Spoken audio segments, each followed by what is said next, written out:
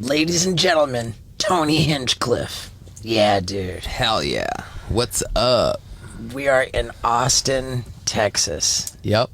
This van was driven all the way from Los Angeles to Austin, Texas. I've made that drive. Yeah. It's a wild one. Yeah, dude. There's nothing between Phoenix and here pretty much, but yeah. El Paso is the only... Oof. You don't want to stop there. You don't. I stopped there at an Olive Garden. For some reason, I'm like, this will be a good idea. And it like... It wasn't. It wasn't. I'm like, the Olive Garden's safe. It's a corporate thing. You know, you're not going to get food poisoning in an Olive Garden. You'll be fine. I didn't get food poisoning, but it was just a nightmare. How long you been in Austin?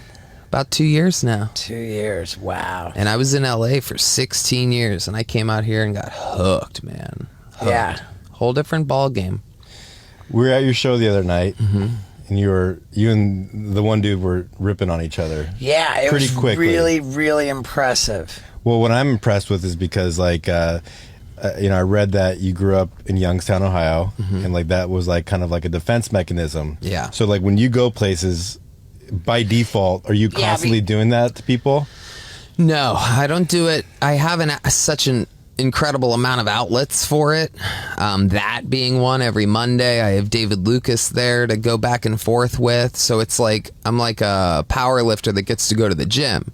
You know, if he doesn't go to the gym, he's probably out there breaking windows and throwing shit and, you know, road rage. But But to be clear, what these guys are doing, what Tony's doing with this like improv insult comedy is so it's indicative of such intelligence. You can't become like super intelligent as a defense mechanism.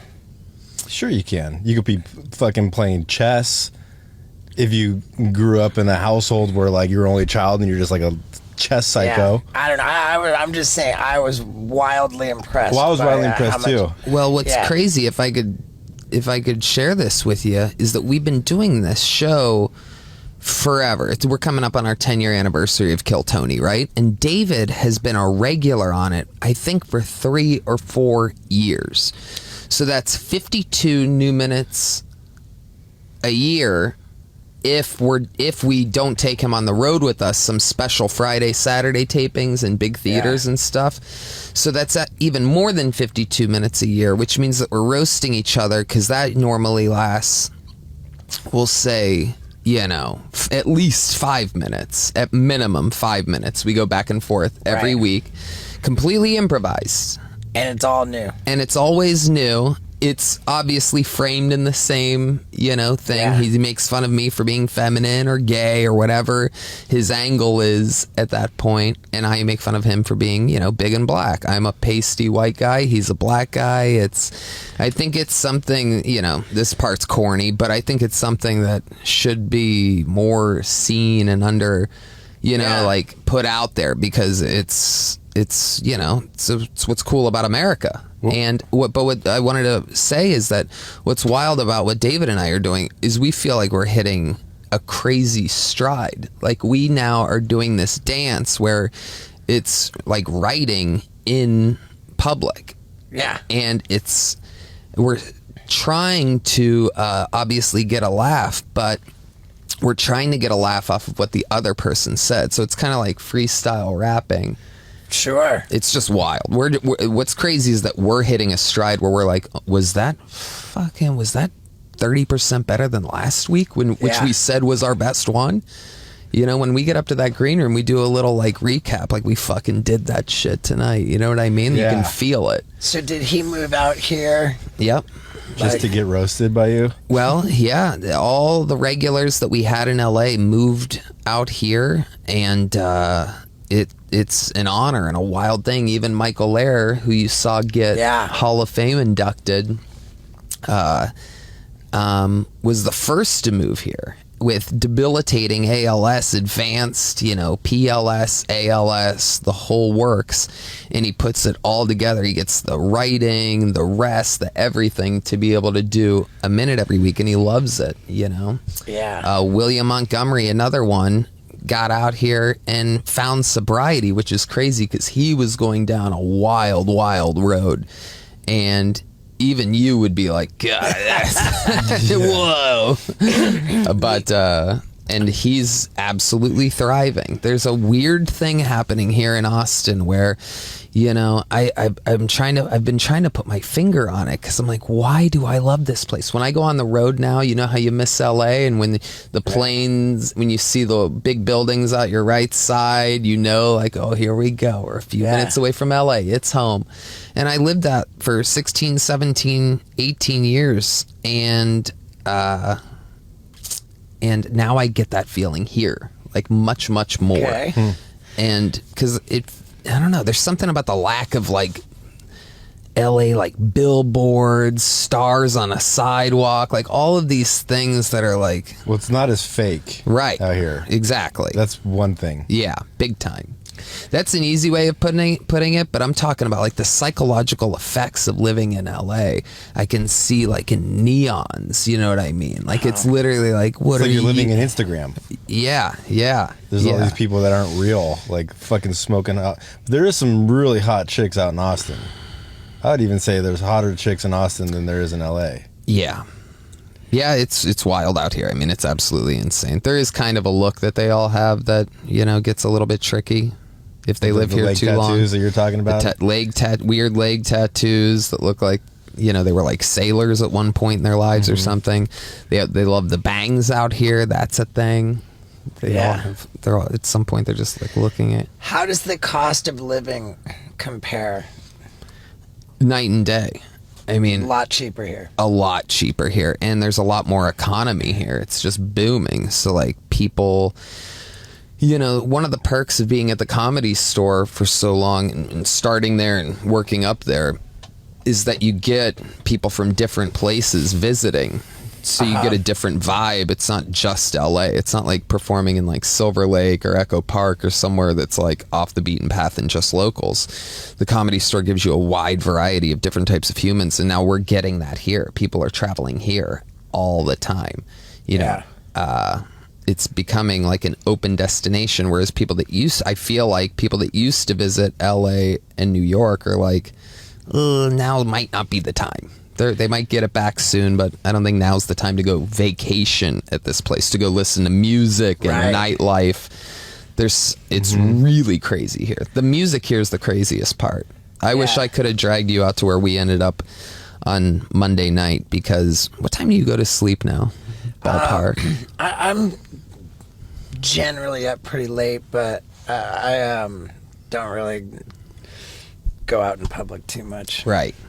But you would love this, and another thing about Austin is they're cool with famous people if you're at a good place, you know what I mean? Like everybody's very chill. Like it's like, oh, blah blah blah's with blah blah blah, they live here, you know.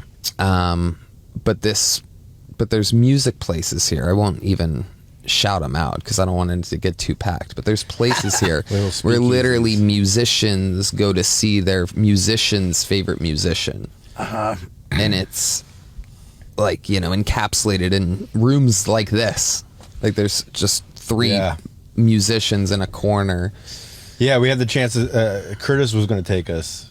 Yeah, he was a cool guy. Yeah, he was thrilled, and he's like, there'd be like, you know, people come up and there's 4 guitars playing at the same time, and it's insane. And they're like the best guitarists in the world. Exactly. And they're doing their best stuff and they're laughing. They're doing kind of like what I was talking about with David Lucas. They're like, shit, did we just fucking do that? Right. You know what I mean? You can see it live. And the band that you have coming up before you guys, they improv for that first 15 minutes. Oh, yeah. You guys, I mean, they're incredible. They're all professional musicians, way overqualified to be part of it, but they know what they're doing. You know what I mean? Like they're excited to be part of something that is raw and sort of rock and roll comedy. They can feel it too.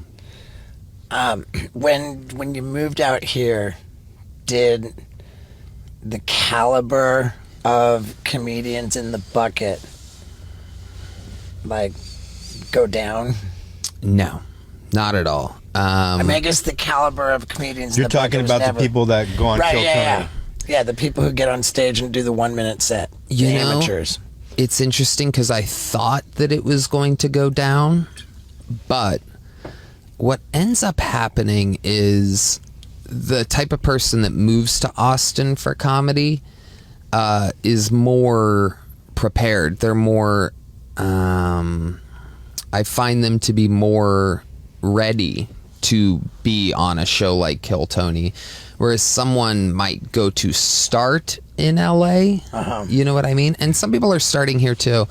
But the type of people that know to move to Austin instead of what we were all told was that your two options the last 40 years, which is LA and New York, I think it brings a different type of more intellectual, ready, prepared type of someone that knows they have to do some serious work.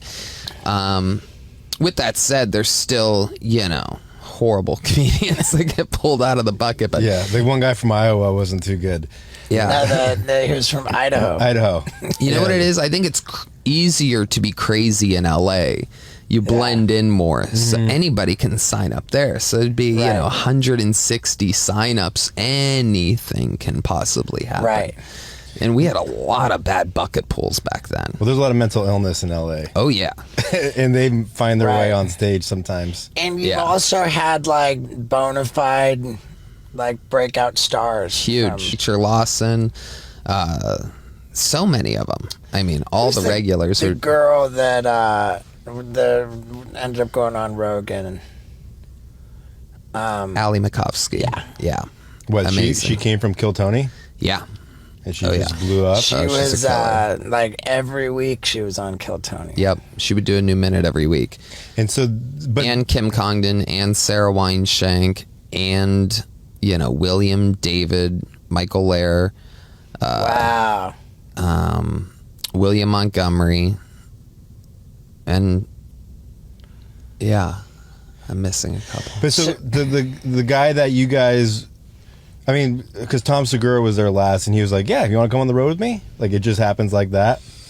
It happens. I don't know that Tom Segura said, you want to come on the road with me to anybody. Weren't they like, let's talk about dates? And he's like, first weekend of December. He did. He booked William Montgomery for the first weekend in December. That's right. Yep. So that guy's just, does that happen to that guy often, or is that the first time? Not exactly the first time, no. I take him on the road with me. Duncan Trussell takes him on the road with him. But yes, you are correct. You're a theory that is going to be a huge break for him. I'm positive of it. Those two are going to absolutely fall in love. Once Tom realizes that William's like common sense and can chill and just be cool, like it's going to be game over.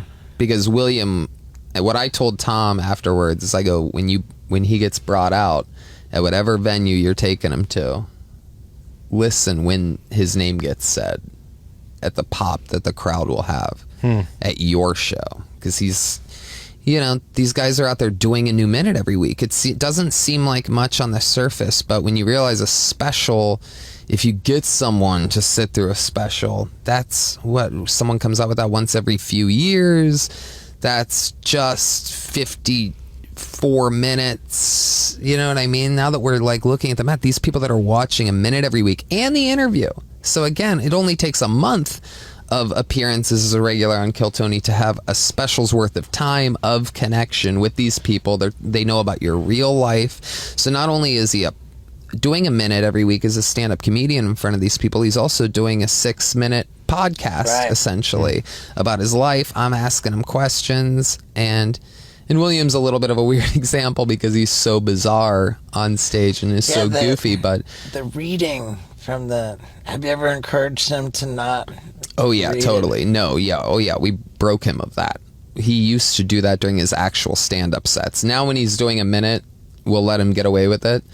He's not going to do that on Segura's opening. No chance. No fucking chance. No notes. No chance in hell. Yeah. We broke him of that. It was a very, very bad habit of his. There were times where we're like, no more notes, because sometimes he had it on a big thing and he would just like literally stare at it while reading the jokes while doing sold-out shows with us. And we're like, no, dude, you gotta, it's cool and all, but he would like glance up for a second and then go right back to it. And it was a treacherous course. It took him months and months and months. He went from that to a smaller piece of paper to the paper on the stool, glancing at the stool, glancing at the stool. We would bust his balls. William, we see you glancing at the stool between every joke. Then it was on his phone, and then it wasn't. And now he can, go out there and have a blast for 20 minutes in a giant theater, in a sold out comedy club, in an arena. He could do anything. You're used to going on doing theaters and larger venues like 2,000-3,000 cap, and then on your own, and then Rogan takes you on the road to do an arena or whatever, or like what's the biggest you've done? And then when you went out on stage for the first time for like 19,000 people, were you just like, I mean, was it kind of like being a newcomer again, or were you more pumped when you went out there? Or was it like, whoa, this is fucking crazy? Well, the biggest one, they're all about the same size. It's all somewhere between like, I don't know, 15 and 20,000, and we've done a ton of them. So to give anyone like extra credit would be like the first one you did when you went from that jump from like 2,000. The first one is interesting because if you're doing an arena, you want to be in the middle in the round, which is something that we really just started doing a couple years ago. But in the beginning, the first few arenas, we were on the far side, like a music show. Right. And it's just totally different. Being in the round, it's like being in a comedy club. It's like being in like a perfect comedy thing. You're like in an orb of energy, and they're everywhere. So you're just turning around and, you know, moving around a little bit, and the big cameras that they have there follow you so that people in the arena are looking up at this thing and glancing down. So it like is all very connective, and it works incredibly well.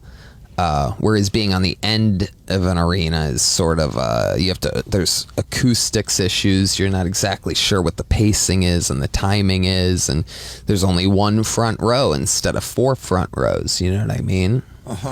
So, but now we have it figured out. You know, it's unbelievable. There's nothing like it. And it's like doing the in the round arenas and then going back and doing my own like headlining shows is like going from flying private to being Southwest. Yeah. Boarding group G. Yeah, it's crazy. Do you find that with arenas that like you're more struggling with the disruptiveness in the audience or less? No, I find it to be less. The most disruptive thing to me is a room where there's, 100 people squozen in like sardines, and they get you at just the right time. Like, it doesn't really fly in arenas. Someone would have to go ballistic to be disruptive to the show. They'd have to literally scream, and other people would be like, sit down, you fucking asshole. You know what I mean? Like, to carry that, because the speakers are so strong. It's a very present experience, much more than I ever would have expected. And luckily, Rogan has a very smart audience. These people are listening to him talking with scientists and whatnot for hours every day. They're a lot better listeners than you would expect if you didn't know. Like, people might assume that, oh, he's the UFC guy, he's the Fear Factor guy, but like, he's not filling up arenas because of his commentary or Fear Factor hosting. Yeah, that's a fair point. And so it's a really great crowd, and man, they're also there. They're also, they love free speech, if you want to call it that, which, they're hoping that they get to see some exciting stuff. The phones are all locked up for those, so they already know, like, ooh, like, what's going on, which I think every place should. I think that's how restaurants and bars and stuff should be now, too. It's probably the future in 10 years. I hope so. Like, it's really interesting you say that, because I think that when people meet me, there's a tendency to think, oh wow, you're not like the maniac crazy guy. You're actually like a thoughtful, like seemingly intelligent guy. I didn't expect that. And then like my crowd, you probably have like Not a so Bert Kreischer crowd, like similar drinkers and partiers and my crowd, like, I'm sober, my crowd drinks more than anybody. Like, we hear it all the time that like that whatever venue I'm at, like broke their record for selling booze. Yep. And then we have bits in the show where like there's needles involved for like vasectomies, and so people pass out. So the drinking and the needles, like we get 2 or 3 people dropping out of show. I don't even know that it's got anything to do with the drinking. People just pass out at my show. People just pass out of your show. We give them a free bottle of hot sauce if they pass out. Really? Yeah. Well, I do. I mean, it's always during a certain bit, but yeah. Oh man, I can't wait for you to see the new hour, dude. I can't wait too. That's what's crazy is that we just get to keep getting better at stuff, dude. So whatever the new stuff is. Yeah, it's crazy. I always feel like, oh man, like I'm ready, and then a few more years down the road, looking back on it, it's like, oof. Yeah.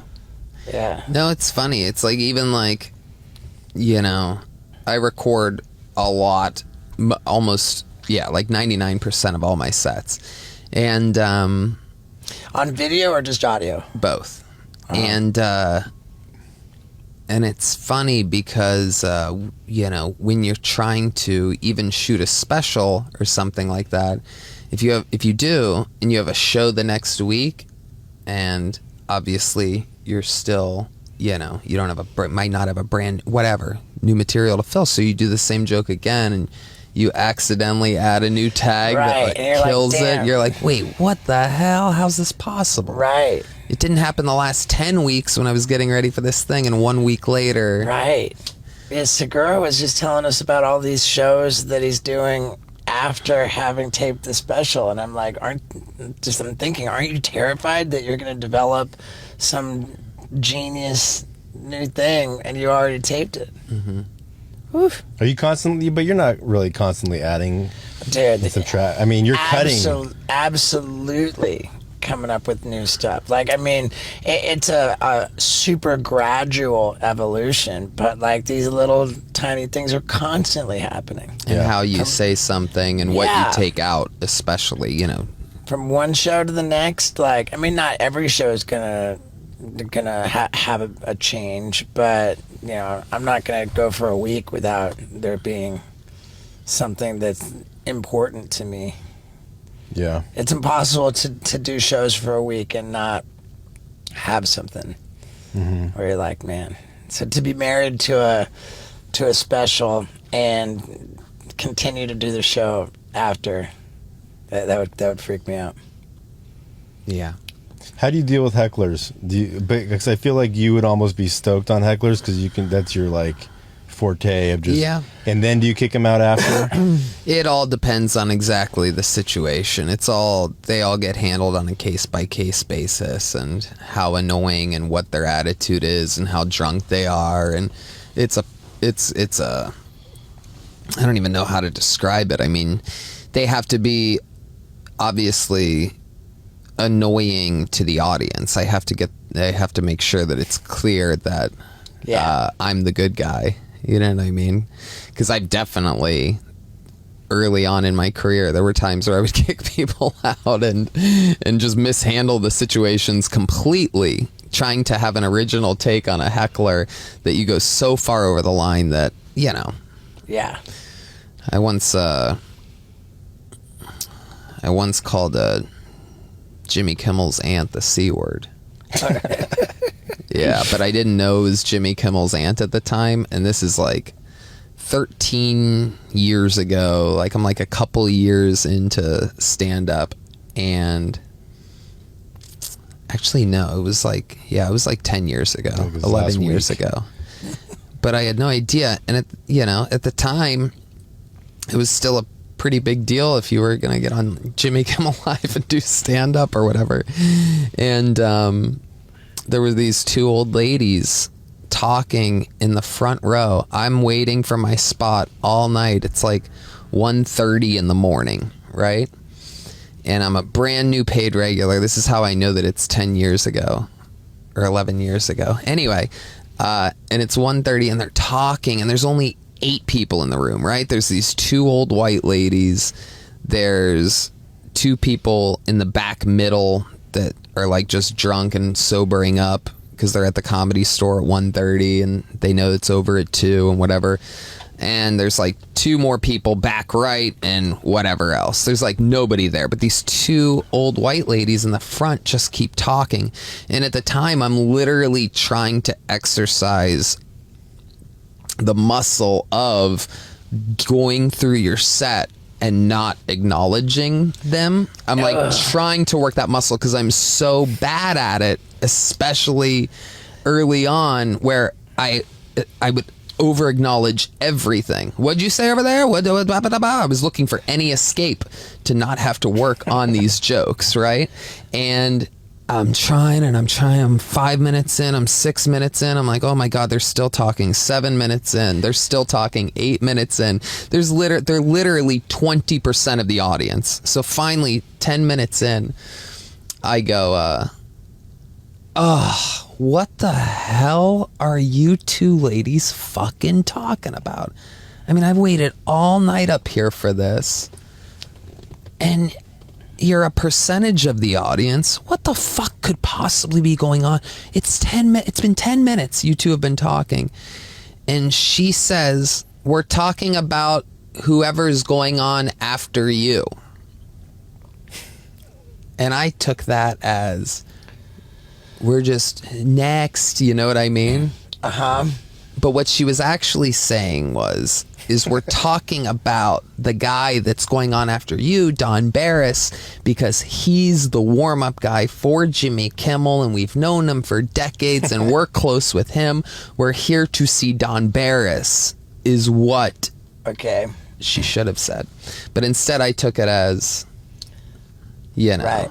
And so I just loaded up and went berserk. You fucking boom. Yeah. And people like you are the scum of the earth that don't respect art, and you're un-American and you're not a good person, and if this is how you're acting now, I can't imagine what your fucking children must think about you and their children's children.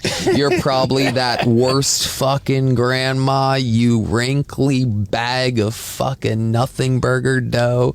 I mean, I went crazy for the last 5 minutes. I spent 10 minutes ignoring her and 5 minutes lighting her up. She went the next day and wrote letters to the heads of CAA, WME, ABC. I'm not even kidding. Jimmy Kimmel himself, Jeff Ross, who, you know, is good friends with Jimmy Kimmel, and she knew that because somehow she found out immediately, probably, but however, that I was working with him. And he's like, what the hell did you do to this lady that she's writing letters to everybody saying never work with him in all of show business? Jesus.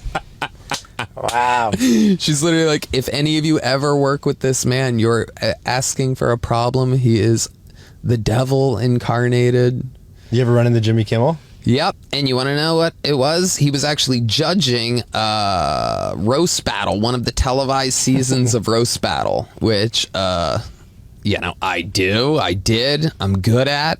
And he was a judge with nightmare shit. And we're walking backstage, you know, whatever, blah, blah, blah, blah. We pass by each other. And he goes, hey, Tony Hinchcliffe, you're the guy that called my aunt a And what'd you say? I go, that was me. You know, I was just honest. I go, I don't know how much she told you, but he goes, I get it. He got it. Yeah. Yeah, wow. Fuck, dude. But I knew I was doomed the second he said that. I'm like, oh my God, even if I eviscerate this person, 5 jokes to 0, this guy's going to go with fucking Aunt Chippy or whatever. Wow. Jesus, so he was judging you. Like, you were a contestant in that. Wow. Yeah. Where you make fun of each other back and forth. Right. Okay. Silly shit back in the day. Do you already know what you would say to me if I talk shit to you? Would you come up with I mean, what do you mean already know? Like, well, I feel like now that you said that, in between when you said that and now, he already has. That's when it happens. I mean, I didn't know that fucking Mythbusters had Down syndrome over here. You know what I'm saying? I was just curious how quickly it happens. Like, because I feel like, you know, when I'm driving, I'm just like, this fucking, and I come up with shit in my head. Yeah. So like, that's what I'm asking if it's like by default. And then you go tape another episode of Adam Ruins Everything. So it just happens like that, huh? I mean, I don't know. I guess so. With shoes like that, you must know what it's like. I'm kidding. I don't know. That doesn't even make sense. It's good though. I was just so impressed with you guys going back and forth at the show. It was just I was like, fuck, man, how do you do that? Yeah, it's a weird muscle. You know, I was watching.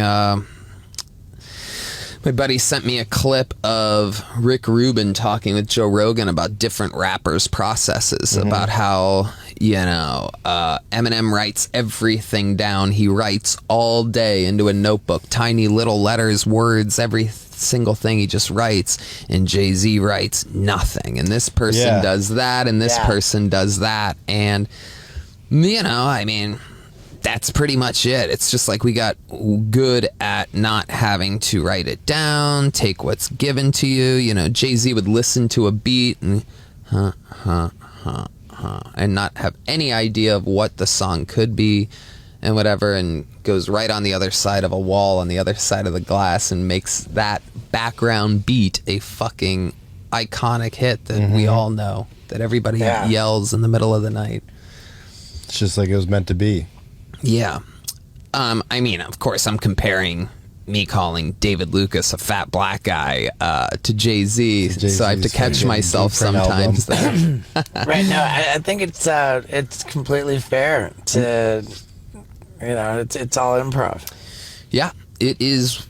It's wild, man. And it's something that I get to look forward to, and you try to apply topical things to it, and like what's in the news, maybe. You know, I called him Hershey Walker for the first time last night. Hershey or Monday Walker. night. Yeah, Hershey Walker. Yeah. For some reason, it works.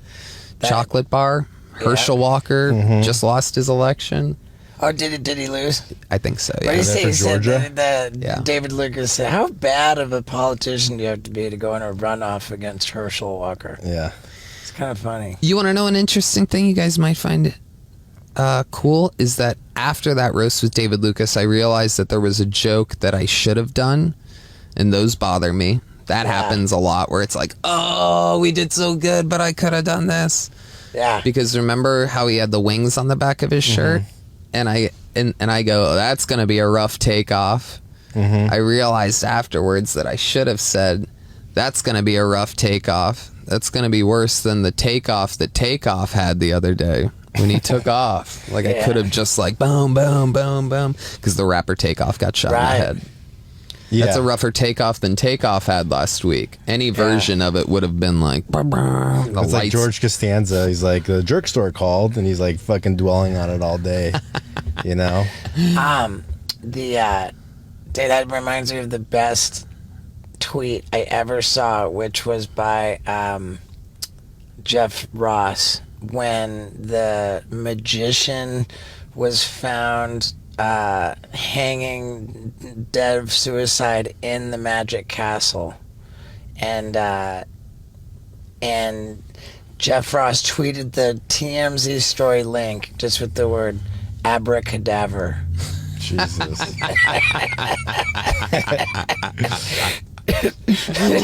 Yeah. Oh, he's the best. Yeah. I wrote his writing on his show was the first any type of break I ever had, ever. Yeah. I spent the first 4 weeks in the writer's room eating all the Nature's Valley granola bars from the snack area because I literally didn't have money for lunch. There was a period of time where everybody would collect money and, you know, put your money in an envelope for the lunch thing. And I was just like, no, I'm good this week. And I would go eat like 2 bananas and 4 granola bars because I didn't want anybody to know that I was completely broke. I mean, totally a starving artist. Yeah. And we were writing. We had so much fun. And that reminds me of one of the jokes that the great Sarah Tiana wrote. You know Sarah, right? I don't know that I know her. She's amazing. Paid regular at the Comedy Store. Little country girl. And it was David Copperfield's birthday. So we were trying to figure out, you know, we did this thing called Burn Days, where if it was your birthday that night, in the monologue, he would pay tribute to you by making fun of you. And it was David Copperfield's birthday. And the joke that Sarah Tiana wrote was, Happy burn day to David Copperfield. I wanted to get you something, but I couldn't pick a card, any card. That's good. Yeah.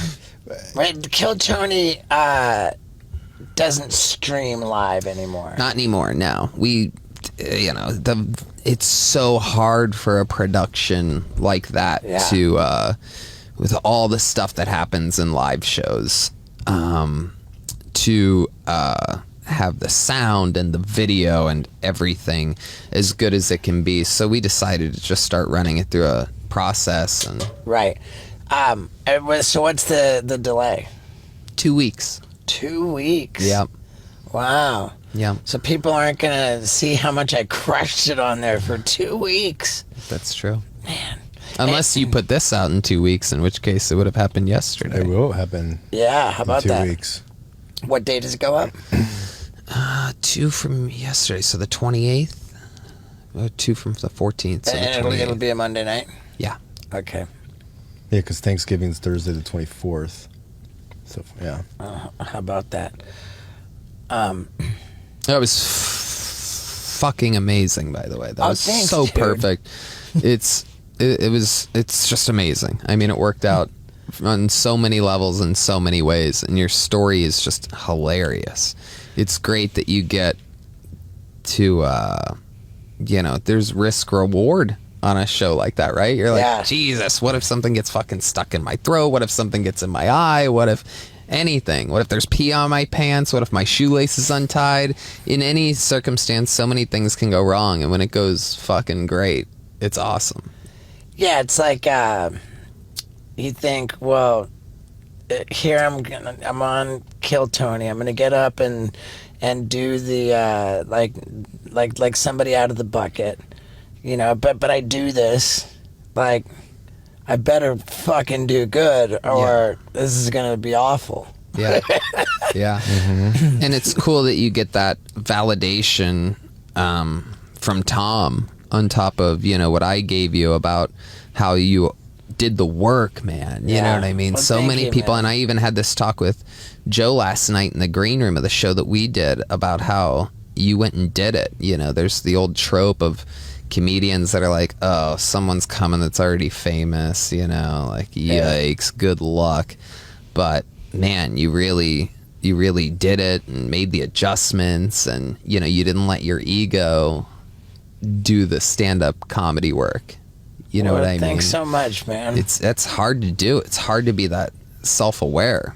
And we see it all the time. Even with people that get great, they all of a sudden kind of realize they're great. Like, it's like a championship fighter, right? Yeah. When you have that belt, all of a sudden you get invited to more of this and more of that, and life is this, and you can get comfortable and content, and instead you're out here fucking driving a van across the country, doing spots, doing podcasts, getting guests, thriving, making huge appearances, creating your own body of work that you don't have to give to freaking whoever, Warner Brothers or MGM or whatever it all is. And we live in a very, very fun time. It's very exciting. It really, really is, man. I remember when I started making YouTube videos, I thought, like, oh, this is embarrassing. Yeah. And like, it's funny, dude. I've written for the last 10 Comedy Central roasts or whatever.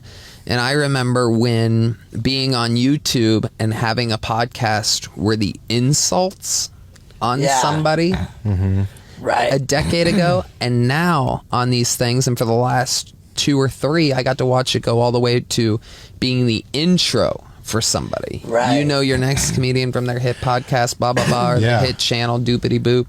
Like, it's crazy. Well, it's crazy. We go to Just for Laughs and like we'll go see a show at a theater beforehand. And I'm like, who are these guys? Like, dude, they're YouTubers and they're fucking selling out. Yeah. And then the video game people. When Twitch. when the comedy club or some theater is like people playing video games, and it's completely sold out from people coming to pay money to watch people play video games. That's insane. I don't just get heard it. of this the other day. I still Really? don't believe it. And they're making so much money. I guess that's what somebody told me. I've always said that, like, I think video games are responsible for like the decline of our nation. Yeah. Like just the idea of just sitting there and just wasting your time playing video games, just becoming fat and just lazy and unmotivated. But then now we're taking it to another level. People are actually wasting their time watching other people play video games. It's unbelievable. Who is that porn star that Adriana Chechnik or something? She's a, I mean, what do I know? But no, she's a, I guess she went from porn to streaming video games, and she was at some award show. She broke her back. And I mean, she broke her back at the award show? I guess she fell and like she was in pain or whatever. But that's not normally how porn stars get their back broken out. She threw her back out. But they were like, you know, when it made the headlines, it was like in famous Twitcher, you know, Adriana whatever. I'm like, she's just not even known as a porn star anymore. She's just a video game streamer. I wonder if she twitched when she broke her back. But yeah, I mean, it's there's some crazy money involved in that, you know. It's insane. And these chicks dress up smoking hot and they play video games, and it's just... Yeah, I mean, T-Pain was telling us that like he's making more money playing video games on Twitch than from music. Wow. Isn't that crazy? Yeah. So what's your touring like? How much are you touring on your own as a headliner? I've been doing it. Yeah, I've been going way too hard. Yeah, too hard. Yeah. I think that's the case with everybody after the pandemic. We just went ape shit. Yeah, everybody's just Tom's fried, you're fried, I'm fried, you're fried. You know. Yeah, everybody's fried. Yeah. So you just go to the weekends? Yeah, and yeah. A couple weeks ago, I did a longer run, and it burnt me out so hard that I haven't really caught up since then. But now I'm done. I'm at the point to where I get to call my shots, and so like I have December off except for Arlington, Dallas in the middle of December, and that's a 2.5 hour drive. So that's like really, really easy. No airports. You mean the Arlington where Gringo Poppy was filmed? Wait, is that where that was filmed? Is it? The Dallas Improv, Arlington? I think so, yeah. That's where Gringo Poppy was filmed. Oh, no. Dude, tough act to follow.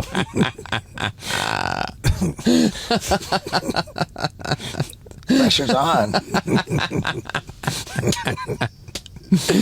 Oh man, how do you know that? How do you know that was filmed there? I was fascinated by the entire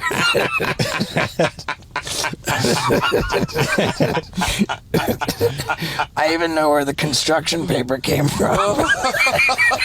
Oh my god. I even know who cut it out.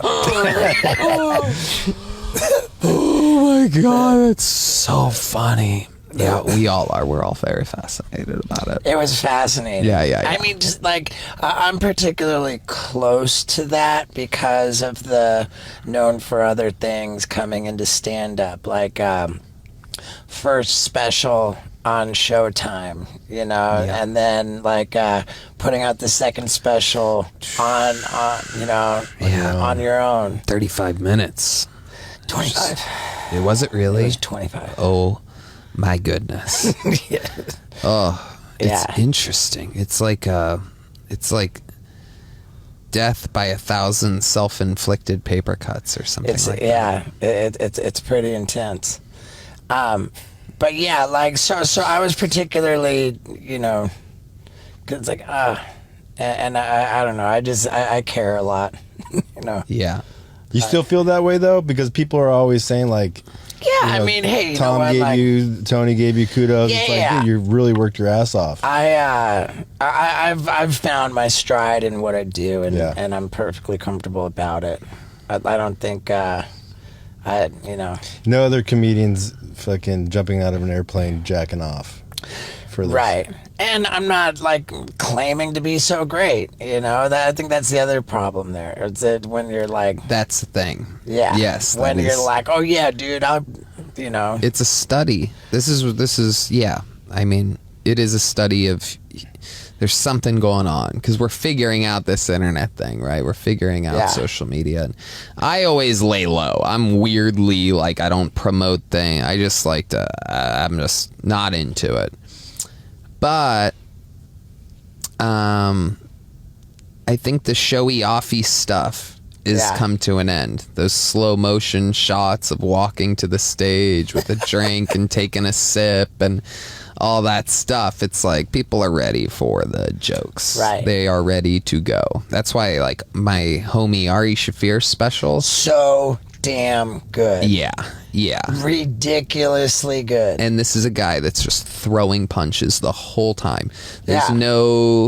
no absorbing, no taking any, time doing anything. Boom, boom, boom, boom, boom. I was so wildly impressed by Ari's Jew special. Yep. Yeah, I opened for him. I did a guest spot on his show right before he filmed it around the corner here. And I was on the other side of that wall in the green room, and I was hearing the beats from the audience. Just whoosh. Yeah. Whoosh. At the actual taping? No, just before the taping, when he was gotcha. in like fighter shape for it. Right. And he was just smashing this little room, and it sounded like the fucking walls were going to come down. And I'm just so happy for him. That's a guy who, they tried to cancel for a joke and now is thriving on his own. There's like a real Right. I feel like when you've been wronged by the media and the internet, it makes you fight back with a little bit more strength. Well, I had this idea of think who there's Ari something was to that. because I only knew him from the media, and then we had him on the podcast a couple weeks ago, and he was cool as fuck. Yeah. I mean, Yeah. He's the real man. mensch. Oh, totally. He's literally my big brother, one of the nicest guys in the world. And he's a big part of the reason why I'm in that whole Rogan world to begin with. Like, he was the one that recommended me when he started headlining so much that he couldn't open for Joe anymore. Joe's like, well, who else is coming up the ranks? Like, whatever. And Ari threw me right into the mix, and I've worked with Joe ever since then. And Ari was a tremendous help when I made fun of the Asian kid that went on before me back in May of 2021. Right, I remember that. Yeah, and like that completely clipped out of context and made it seem like I was just attacking some innocent kid that had no idea what was going on. Didn't the kid kind of get behind it? Like, he was the only one behind it. He literally, him and his friend clipped it, illegally recorded it, then clipped it, and then sent it to the Chinese media, who actually leaked that he had tweeted this clip before he tweeted it, because he slept in or something. They like messed up the coordination. This was actually and I'm not a big conspiracy guy, but I know what happened, and it was like a coordinated, very interesting attack that was the news for a couple days. A dirty stand-up show where phones are locked up and they're warned that there's dirty jokes, and he knows me. He's open for me. He's been on Kill Tony. He got pulled out of the bucket years ago. And I helped him. He got to make out with a white trash girl that show. He had never kissed an American girl. Wow. Crowd goes crazy. Everybody had fun. And he thought he would get famous by being a victim. Have you seen him since? No, haven't seen him. Haven't heard much. It's a shame.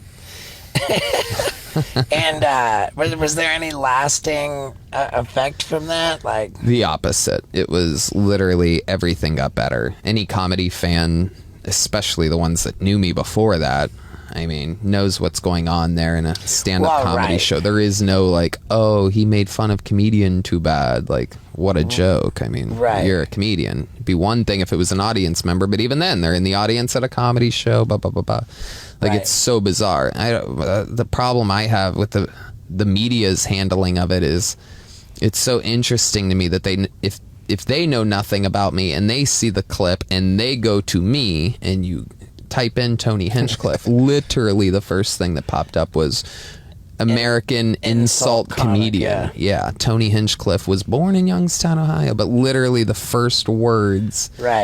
Yeah, but also the second line is you open for Rogan. And then they don't like, Before that, I opened for Jeff Ross, and I wrote for 10 Comedy Central Roasts, and I was on 2 seasons of Roast Battle, and I professionally make fun of people is the through line. And meanwhile, they saw that and go, yeah, we're going to continue with this story of, disgusting and ridiculous. But That's just the media now for clicks and for whatever. Just want to see, burn. They just want to see victims and trouble and bad. And speaking of burn, do we know what happened to Jay Leno?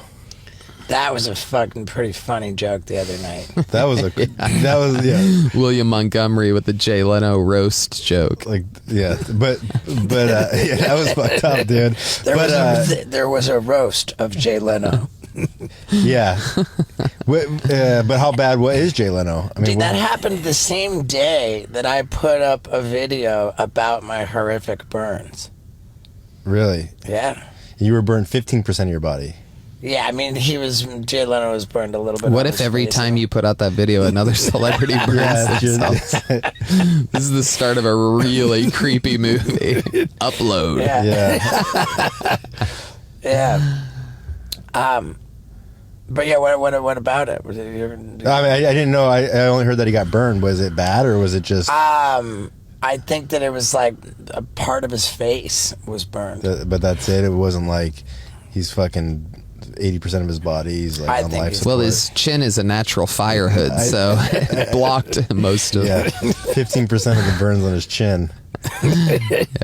Yeah. I think he's gonna be okay. Yeah, no doubt about it. Yeah, but dude, burns are gnarly, man. Yeah, I burns remember are the most painful. Oh yeah, that's right. I was supposed to do Kill Tony when I got my burns. Yeah, I remember. There was a lot going on. You remember I used to be neighbors with Rick. Classic. Yeah. And I remember, man, that stuff happened. They were none too pleased with you. They're literally like, goddamn, Steve almost fucking killed himself again. Yeah, that was rough. That was a really, really and then rough he flew episode. to Comedy Works and Wee Man was actually on the panel of Kill Tony, and I was supposed to be on there with him, and like it's tough to picture how Wee Man did on his own with that. Oh, he was good. He's fantastic. The energy really of all is. you guys, and I just play well with people that I respect. That's really the thing. And like I said the other day, like Jackass and South Park that's it.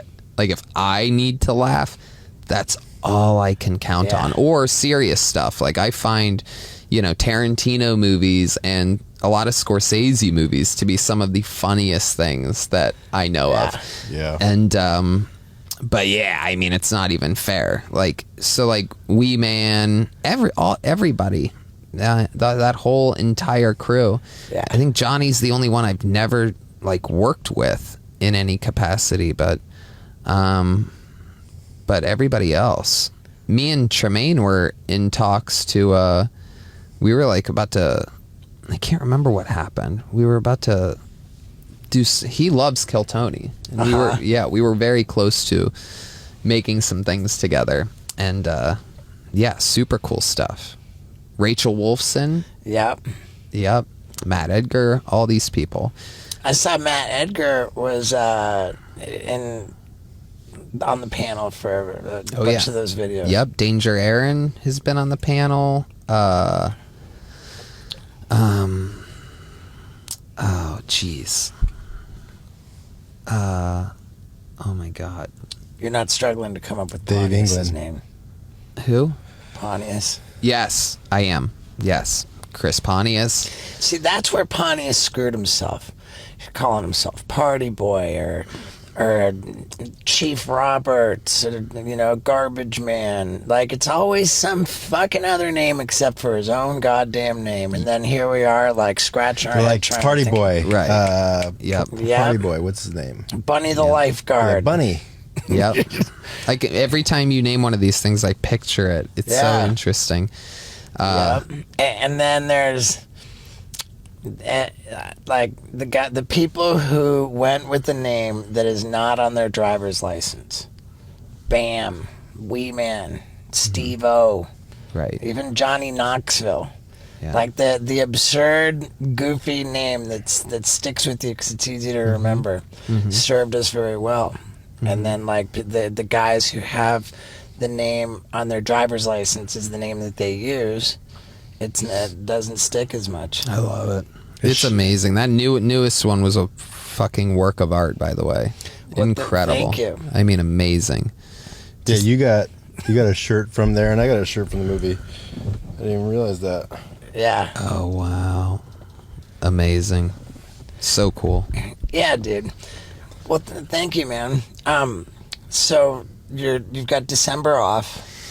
Yeah, just Dallas, Texas, and I have some fun things coming up next year. About to release a huge tour, 32 city big tour coming up in 2023. So it's going to be really, really fun. Dude, check this out. I just finished a tour in Canada. I did 30 cities just in Canada.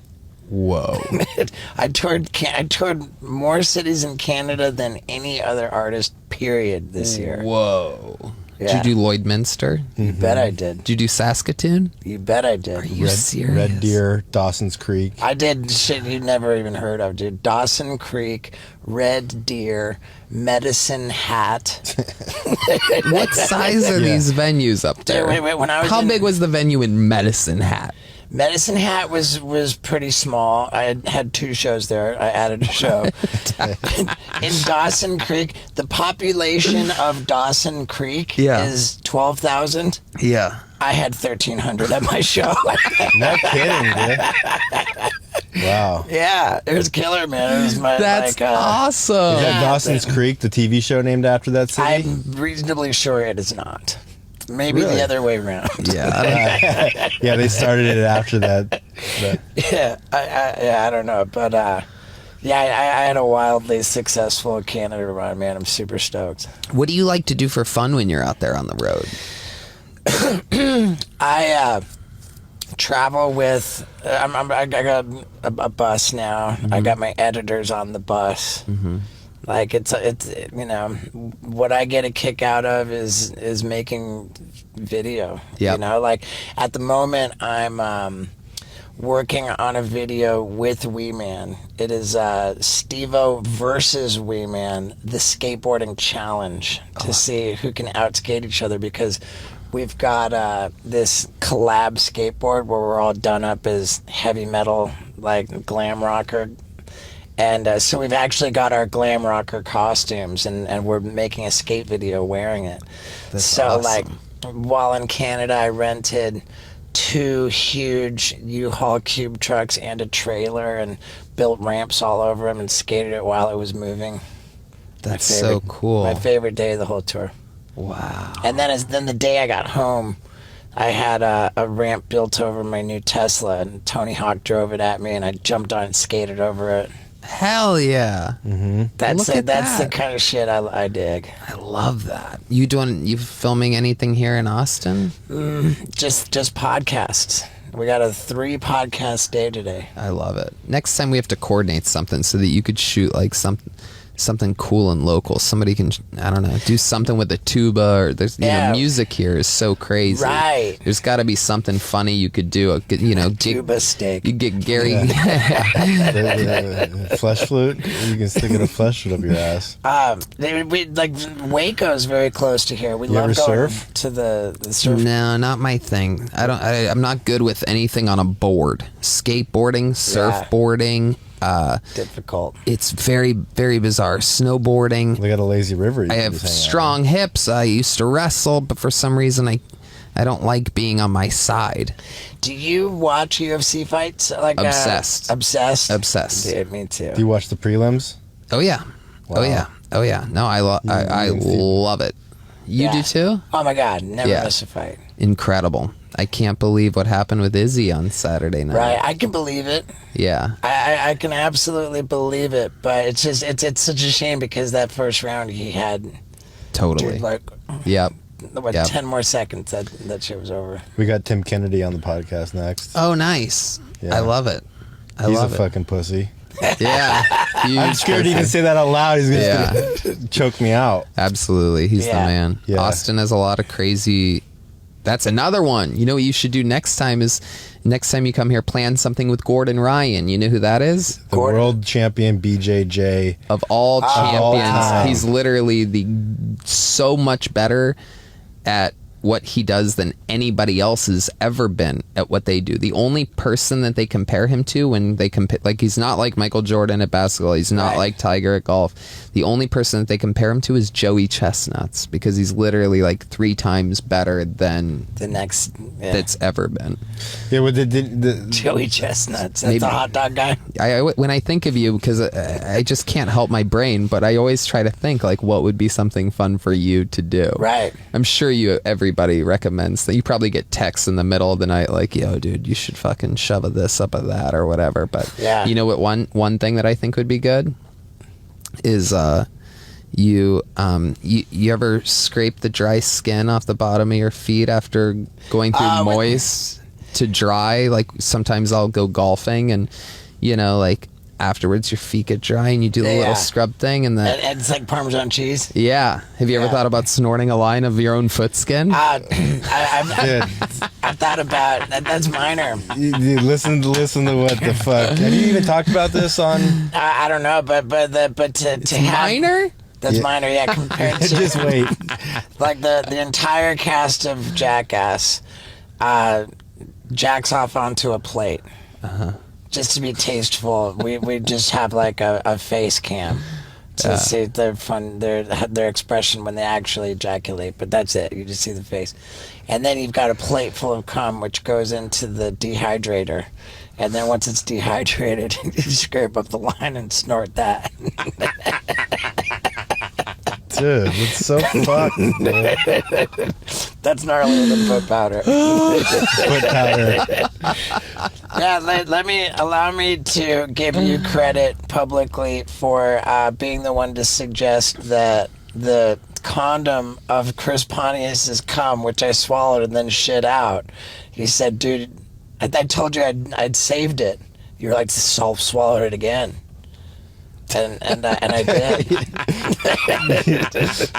I was like, dude, that might be too much.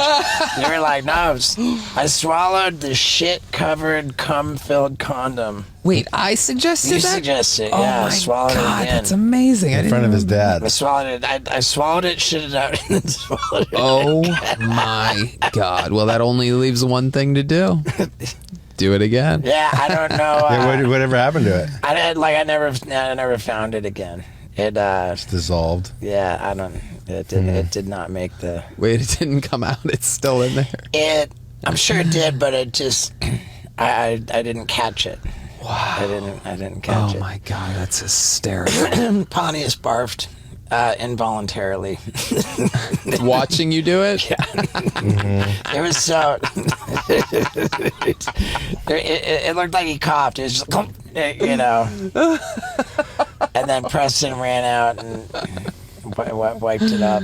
Oh. Yeah. God. It's a fun life we live, man. Oh my God. It's just crazy, the two different worlds of comedy. I'm up there working on the next roast that I'm doing right now and trying to strategically look at words and figure out how these puzzle pieces match together to make a funny. And then I come down here and you're like, so I swallowed the condom again. And I'm like, ah! Yeah. It's just brilliant. Yeah. It's true. And then there's my next plan for my next hour. Yeah. Which is double D tits, full of breast surgery. No.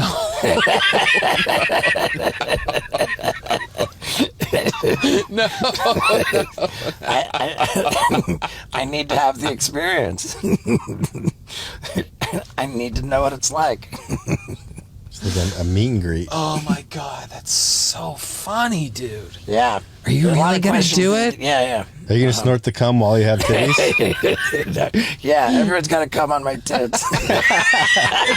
Oh my God, dude.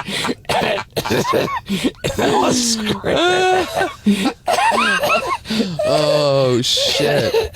So you're gonna get double D's and then what's the plan? You just keep them for a while? 3 months, about like to workshop it. Oh my God. I got a bunch of ideas, and I got a bunch of other shit that's. Maybe we'll have Tim Kennedy shoot a fucking sniper rifle through his titties. Oh my God. Well, I'm gonna be... that I don't think is gonna happen. No, but yeah. Guns aren't quite as funny as they used to be. Yeah, that's true. Guns used to be hilarious. Oh man. And you could also do things like, I mean, you could walk around with just shorts and your tits out. I mean, that's the thing. Can it's you? like I'm a heterosexual man, identifies as a male, right? Like, I should be allowed to have my shirt off. Yeah, those are your tits. Those are your man tits. Yeah. You're a man. You identify as a man. Right. Shirt off is allowed. Yep. You could even go shirt off and then do the bicycle shorts paint. Yeah. And really just make everybody wonder what the fuck is going on. Yeah. Yeah. It's fucking. Dude. It's wild. So we're all very busy working on new material. I love it. Yeah, exactly. I got one more really fucked up hour in me, and then I'm not sure what's gonna happen after that.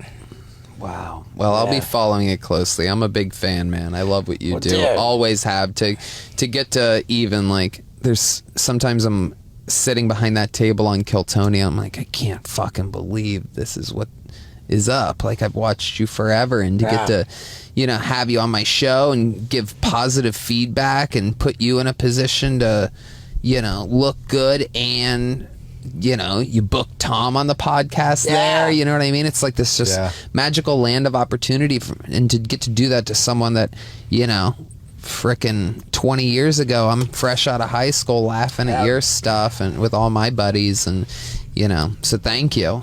Well, thank you, Awesome brother. times, my friend. Any, you got your Instagram and shit? Yeah, I'm Tony Hinchcliffe on everything. TonyHinchcliffe.com for tour dates and whatnot. And Kill Tony's on YouTube. That's right. Every man. Monday at 8 p.m. a new episode comes out. This will have come out a couple days after. We put this out on Thursdays. Yep. Kill Tony goes out on Mondays. Mondays. There you So go listen to the Tom Segura episode, and you're gonna see a out how much surprise I appearance crushed it. by Steve-O. Yeah. Yeah. Well, hey, dude. I love you and thank you. Absolutely. Thank you, guys. All right. Any concerns out of that? Not at all. Good. Not Good, at man. all. That was amazing. Dude, you're so funny, bro. That shit cracks me up. It's cold as fuck over here. Isn't it right now? It's weird. This weird cold front just came in. And there you have it. We drove that van all the way to Austin, Texas for that. And those were the 3 ones we got there. Tom Segura, Tim Kennedy, Tony Hinchcliffe. Where are we going to take the van to next? Well, I'll tell you a secret. Next comes Mr. Jackass. We're flying him out to join us in Texas on tour. And did I mention that Dothan, Alabama, Little Rock, Arkansas, and Albuquerque, New Mexico are all getting taped for my bucket list special? Whew! Man, those shows are going to be fire. Thank you for sticking around. Where do I position this so I'm Fist away from your mouth. Okay, and that looks good. That looks good. Yeah, that looks really good. You look really comfortable. That's your camera. This is that's my camera. So I'm over. Okay. Yeah, we used green for you last time. I'm not mad at the idea of sticking with green. I don't see any. You remember that? There you go. There you go. How do you remember that? I remember. I remember with the other RV a sense of hypocrisy because Steve was such a animal lover, and it bothered him when he couldn't get a car. He got a car, but it was leatherette seats, and people would think that it was real leather, and that offended his sense of No, it was protecting the real animal. leather And seats. this is just fake fur. Right. But to me, it's disrespectful of the animals. I was offended by the seats being leather, and I cut out the leather. Yeah, I know you did, but then it bothered you that people thought that you had the leather because the fake leather was so realistic. This is so obviously fake leather. Ladies that I'm and actually gentlemen, okay with Dad. This is great right here. Yeah, Dad episode part 2, the second appearance. Now we're on the tour bus. What do you think of the tour bus? It's interesting. You call it? I called Gigi. Yeah. And I called it that, I think, before you'd even closed the purchase. Correct. Gigi standing not for a sexy woman, but for gas guzzler. Yeah. I think you kind of discovered that, and it's worth it to you. I'm not suggesting that you either can't or shouldn't afford it, but it's just a feature that is important to anybody who might consider getting one of these things. Well, the dynamics of my tour, being a theater tour with each night representing a different city, really precludes airplane travel. So we were either going to rent a bus or buy a bus. I agree with that, and you've done well in the theaters. And the theaters generally, I guess, are easier for finding parking. That's true, Yeah. too. Yeah, plus I don't have to worry about it because we've got a bus driver. Well, that's a plus as well. Yeah. So you're on the bus. It's comfy. It's fun. It's got a lot of recording shit all over the place, and crap food, and but it's nice. Yeah, it's nice. It's nice. And when you refer to my closing the deal on the RV tour bus, Yeah. you know all about that because you're so intimately looped into my business and the affairs of my business. Absolutely, and it was, to me, I guess it was a chicken and an egg.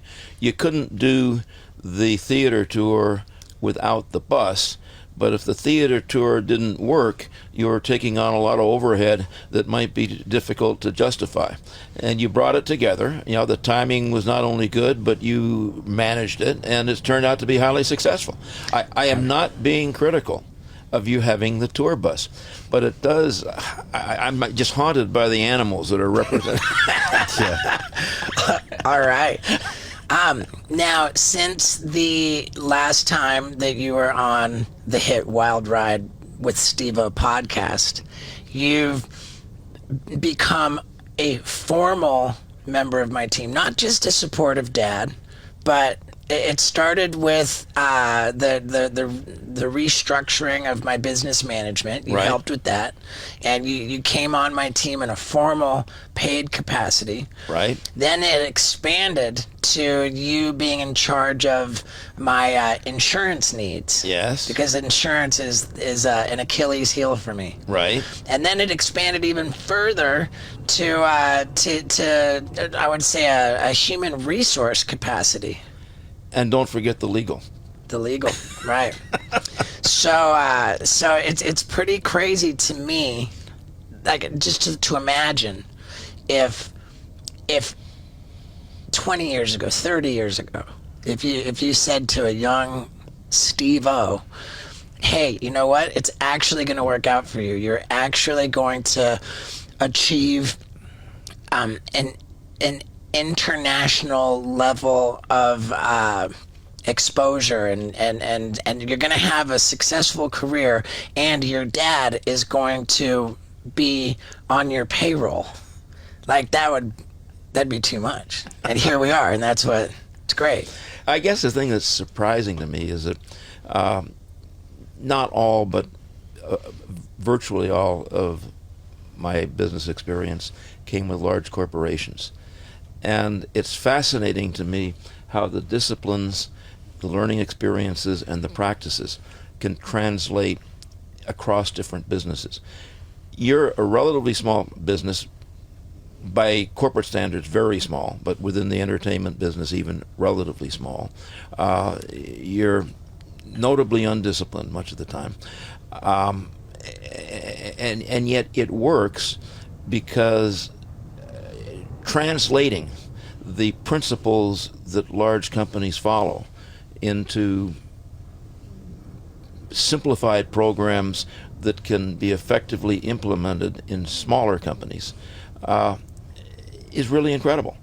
And I had one experience. I was doing some independent consulting for a golf course developer in Vero Beach, and the assignment was, bringing to his development managers, large company structures and disciplines, like job descriptions, like financial reporting, like strategies, like all this kind of stuff that we're now talking about, and it literally does translate. Yeah. And when you say I'm undisciplined much of the time, I think I'm actually really quite consistent in being very disciplined in distinct areas and very undisciplined in other areas all the time. There's a fine line between self-discipline and compulsiveness. Okay. I compulsiveness, you impulsiveness. are fantastic when you're interested in something. Right. But frequently, far more important things that you're not interested in kind of fall by the boards. Right. And that's been a problem. Right? We might as well be candid and talk about what I describe as an intervention, which you and Scott Randolph over here. How many interventions have we had? I mean, there was one that really stuck out. When I came out to California in this past couple of months, I thought that was kind of a big one. That was an intervention for the big picture of my business sort of, world. Which one are you talking about? I'm talking about the phone call where Dad said, hey, it's really demoralizing to work extremely hard on putting something together for you and then present all of our work to you in an email which doesn't even get opened. and that really stung. That really stung, and it's tough. I really do. And I think that as undisciplined as I am when I'm not, on fire for something, the one saving grace is that I've managed to surround myself with a team of people who fill in my gaps. You have. And honestly, I'm proud to be a part of that. I love it.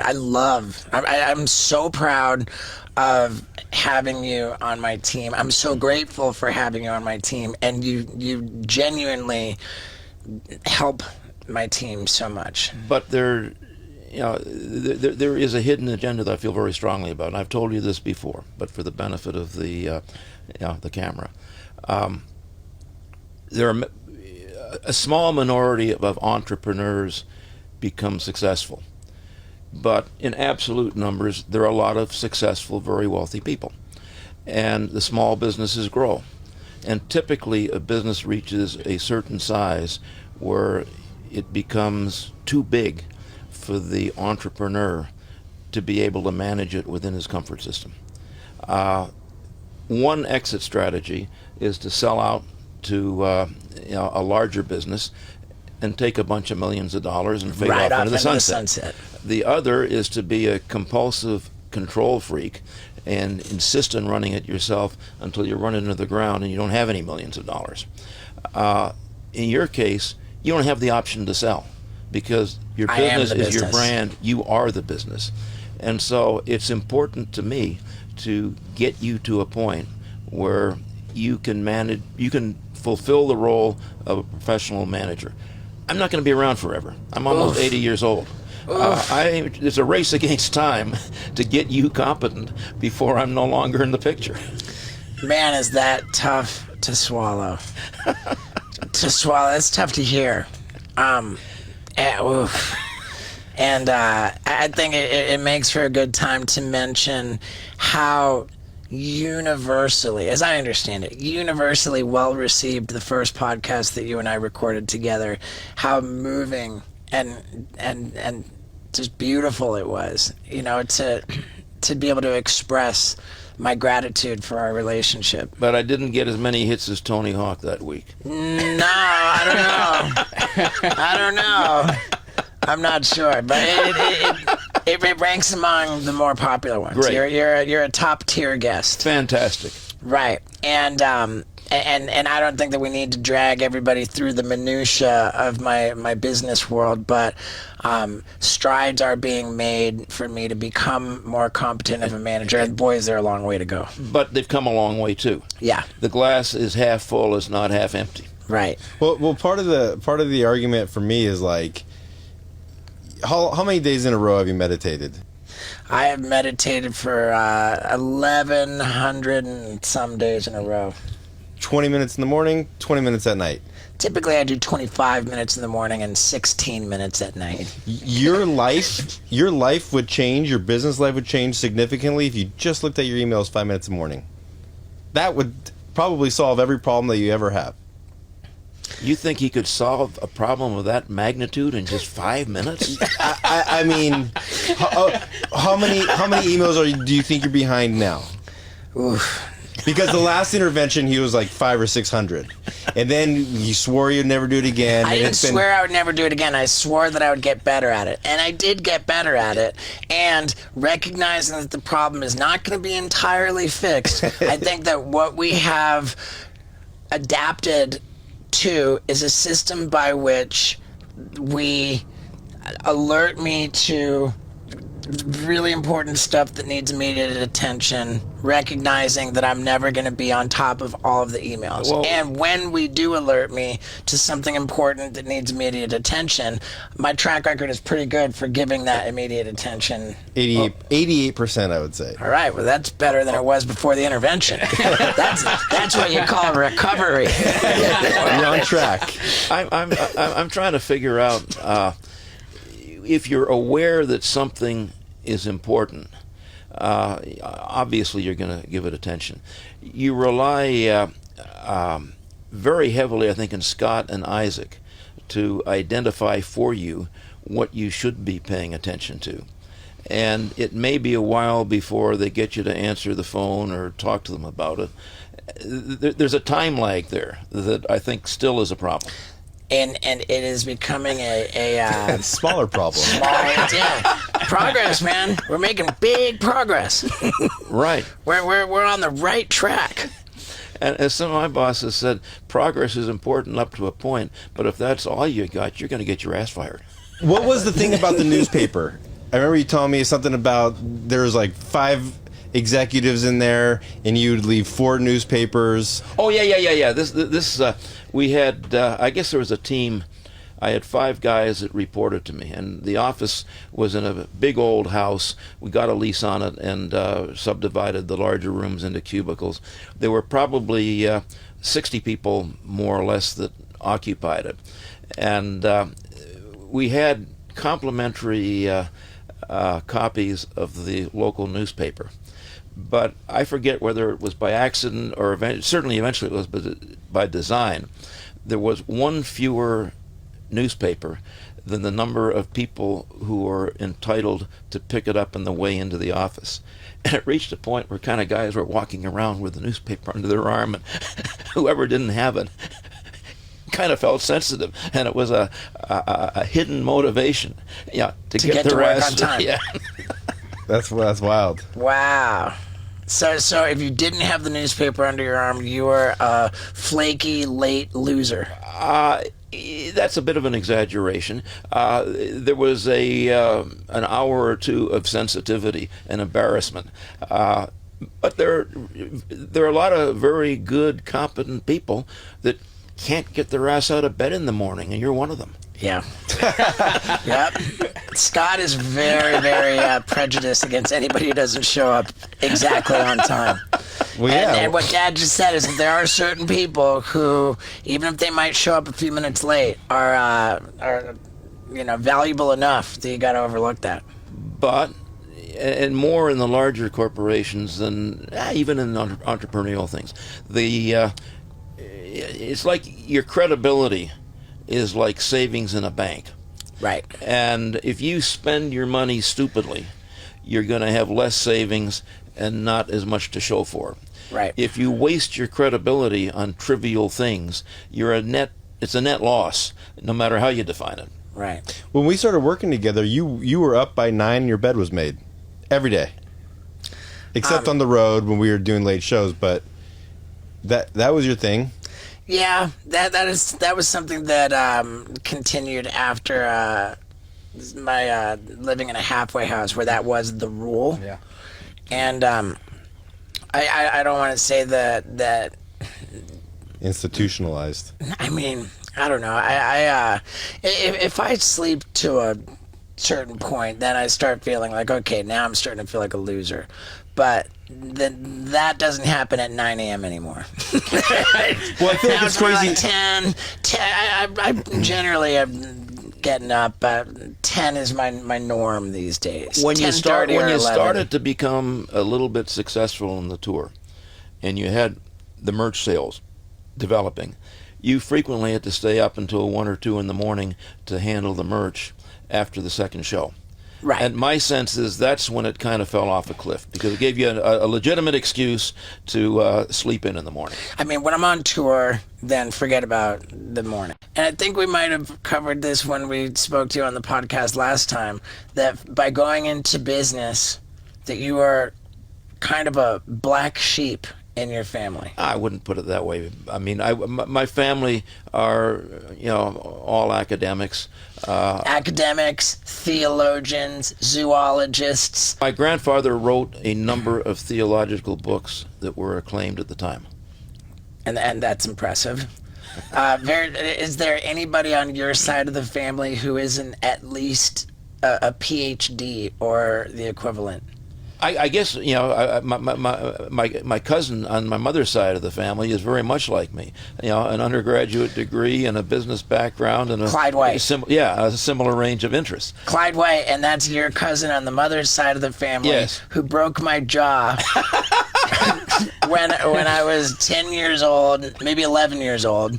And I was going to baseball camp every summer. I was a fanatic about baseball, and we were at Clyde White's house, and Clyde White's pitching the baseball to me, and I'm just roping it all over, and Dad's the fielding it. Dad gets sick and tired of running around after this ball to get it back to Clyde to pitch it to me again, so he says, Clyde, burn it in faster. He wants to make it more difficult for me to hit the ball everywhere, and Clyde, who very much looks up to Dad, burns it in faster. Burns it in so fast it hits me right in the jaw and breaks my jaw. And so we know that there's a problem here. But Dad's putting me on an airplane to fly by myself from Boston to London, England. And before Dad being ever the responsible dad, he says, before I put you on this flight by yourself, you're going to eat a hamburger. He made me eat a hamburger, and I'm like, Dad, it hurts. Shut up and eat it. I think I offered it, and you politely declined, and you suffered the pangs of hunger in the long flight to London. Nah, I think he made me eat it. But it's fun. It's fun and it's funny. And yeah, you're right that your cousin is very much a successful businessman. Correct. And the other thing that's kind of interesting, you had one of the distinctive features of your childhood was that when we moved back to London, you were age 10. 9. 9? About, was it 9? 19? Yep, I turned 10 in 4th grade. Okay, fair enough. Almost 10.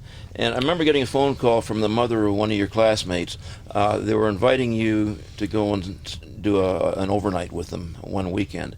And she called up to find out if we minded you traveling on the London Underground. And their son, who was also about 10, and they'd lived there for a while, was streetwise and allowed to travel in the Underground. So I talked to your mom and said, well, if that's the way it works, he's getting an early start, but that's going to be good. And in no time at all, you were traveling independently all over London, using the Underground system to go wherever the hell you wanted to go. By myself at the age of 10. Yeah. And there are a lot of people, I guess, that might call that irresponsible parenting. But the flip side of that argument is that every kid inevitably comes to a point of vulnerability, of risk. Yeah. And kids that have grown up in American suburbs and never been able to go anywhere unless driven by their parents, and then the big thing is to get their driver's license, but it's just a very, very different world. Right. And then they get out, into college or work or whatever it is, and they got drugs all over the place and all kinds of shit going on, and they get hit all at once, a tsunami wave of temptations and risk. And I like to think that by spreading that risk over your life, it was incremental, And you gained experience. You became street smart, and I think that was kind of maybe a risky investment, but one that paid off. Sure. I had all of the freedom at the age of 10 that the average American kid doesn't enjoy until they turn 16 and have access to a car. No, not even close.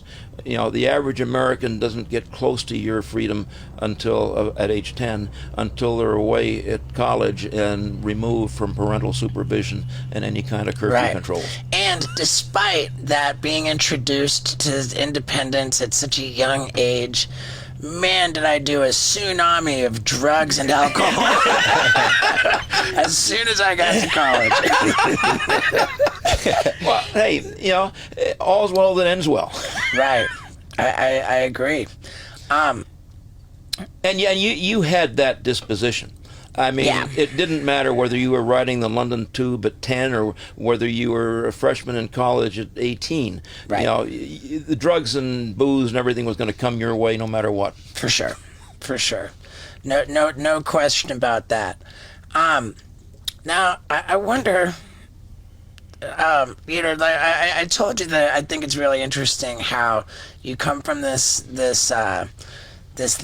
line of academics with the emphasis on theology and clergymen. I mean, what's the clergy influence in your family tree? Clergy being somebody who's a priest or a church official. Maybe a great uncle in England that I hardly knew. My grandfather wrote theological books and occasionally was a guest preacher, but nobody in my family that I'm aware of, at least that I knew during my life, was ever a full-time preacher. Oh, okay. Then I'm glad that we've cleared that up. You, when you were maybe 25 years old, before you met Mom? Younger? When did I? I'm just trying. Yeah, it's about right. And what was it? The famous televangelist you got in? This was before I met your mother. A very good friend of mine that I'm still close to him. Peter Nichols, we went to nursery school together way back when. He's the one who we met. He was taking he was at University of British Columbia. I think he was in his master's program then, but I'm not sure.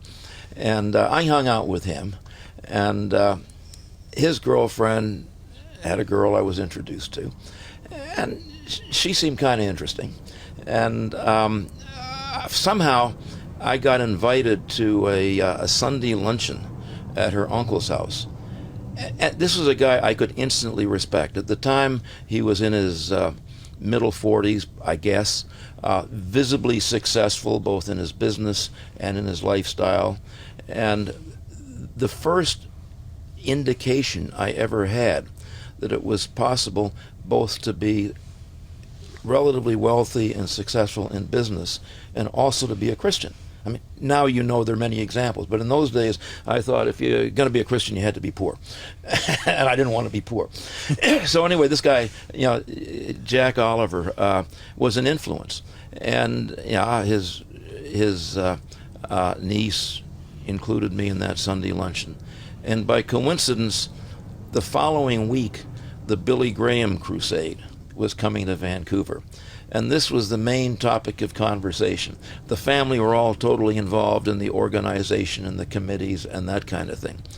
And I was living in this boarding house. I mean, it was probably better than what you'd think of a boarding house being today, but I had a modest room in a modest house. And there were several other guys that were paying weekly rents to live there.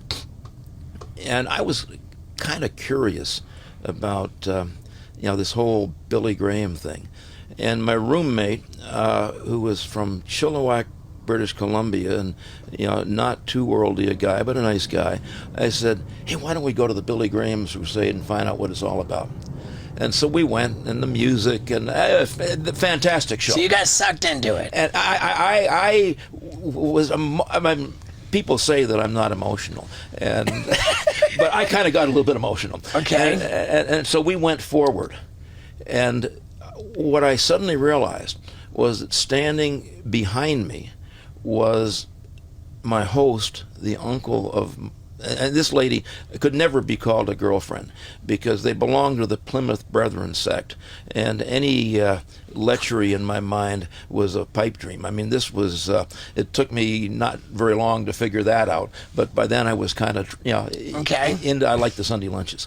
But, he was standing behind me, and the way these things work, members of the local Christian community volunteer to sort of be a sponsor, similar to AA. So what we're getting to is that for a somewhat brief, or how long were you into the Christian thing? Well, I had rejected it in high school because I was forced to go to church, and I just looked around and saw a bunch of hypocrites. So I'd rejected it. But this was kind of a new thing, and I got into it. I had about 2.5 months, 3 months left in Vancouver, and I went to the Plymouth Brethren Assembly every Sunday, and I went to Bible study and all this kind of stuff.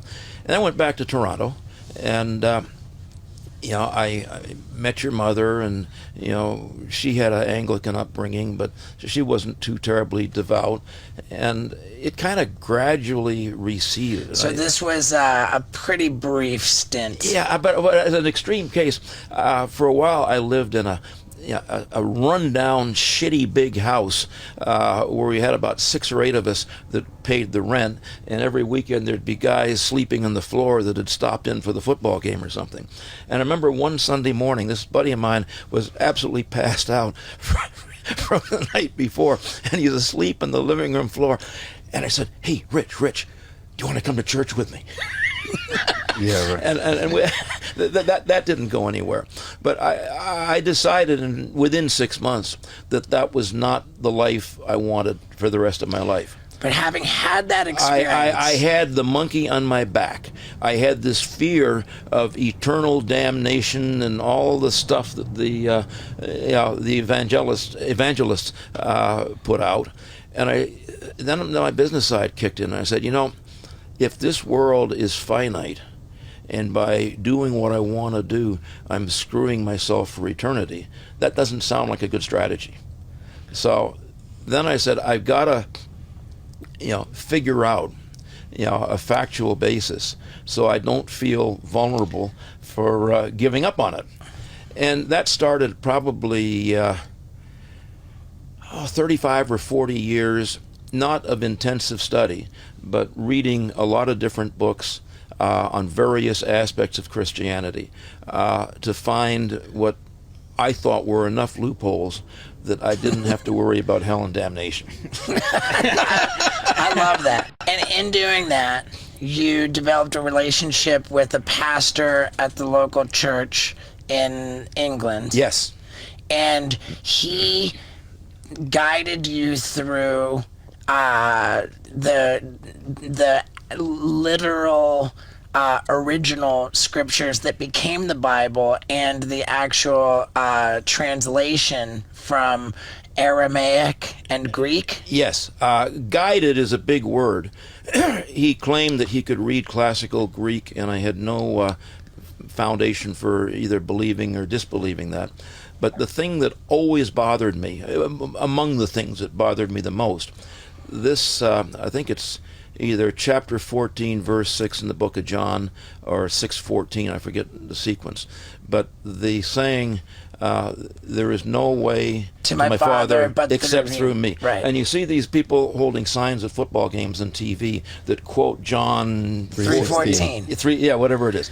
And I said, Gary, help me with that. I mean, how is it possible that a genuinely good religion could condemn genuinely good people to damnation simply because they believe in a different religion? Right. And to put into perspective here, what you had done in isolating this one translated line, which says, from the Bible, the English translation is, the only way to my Father is through me. Yes. And it's that one line and only that one line, upon which this whole idea that you have to accept Jesus Christ as your Savior to go to heaven is based. I'm sure there's a lot more to it than that. That's the flagship line. That's the flagship line. That's the flagship line.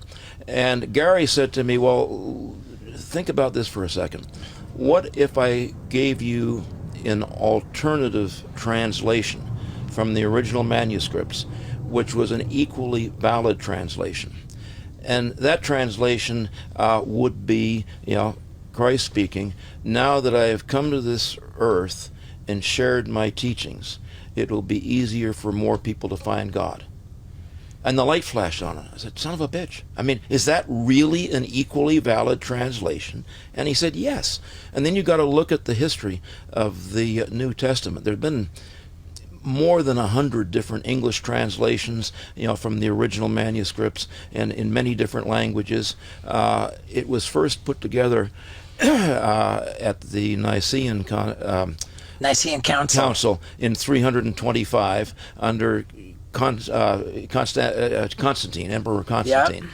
And they collected all of the senior members of the then, I guess it was a Catholic church, but it wasn't referred to as Catholics, to pull together what the New Testament would be. And they all went through, there are many, many manuscripts and books and competing entries. And obviously they all had an axe to grind. They Right. wanted the power. They wanted to consolidate power. And so they chose selectively what books would be included and what would be excluded. And then over time, as each subsequent translation or edition was produced, the people that had the self-interest, the axe to grind, were coming up with the translations that would best serve their purpose. And so the other piece that came together, that was one piece that was important. The other thing I got interested in, Flavius Josephus was a famous historian at that time in early Palestine at the time of Christ. And he led an uprising against Rome. He was captured. He went back. He was taken back to Rome. He befriended the emperor, and he returned to Palestine with the mission of trying to get the Jews to accept more peacefully the Roman rule. He became the most famous historian of that era. I don't have the credentials to validate that, but you look him up on... Is this the manuscript that he wrote, which only mentions Christ one time in like 500 pages? No, 900 pages. It's like a small paragraph. Yeah, 900 pages. And there was this one little section on one page. And I said, okay, that's possibly extreme. But if all of this shit was going on that is the foundation of the modern religion, and if the evangelical theory of history was accurate, why would Josephus have so completely ignored it? Right. And now, is that absolutely compelling, decisive condemnation? No. But it's another source of questions that starts you thinking about the history of the time. And right. And yeah, that bothered me. And then the Catholic, which I guess is universally Christian, but the theory of original sin, and the theory that everybody is a sinner at birth, and the only way they can stop being a sinner and the only way they can be saved is by accepting Christ. And there was one author, Burton Mack. He was a theologian at the University of Washington, and he was, a skeptic of Christianity. And one of the things I'll never forget, his theory was that at that time, the religion of the area was Orthodox Judaism. And Orthodox Judaism had an incredible litany of rules. I mean, from not eating shellfish, you got to do this. Right. I mean, it was unbelievable. And the simple Christian doctrine, Christ embraced the 10 Commandments and basically said, if you live the 10 Commandments, you'll have a better life and you'll be a better human being.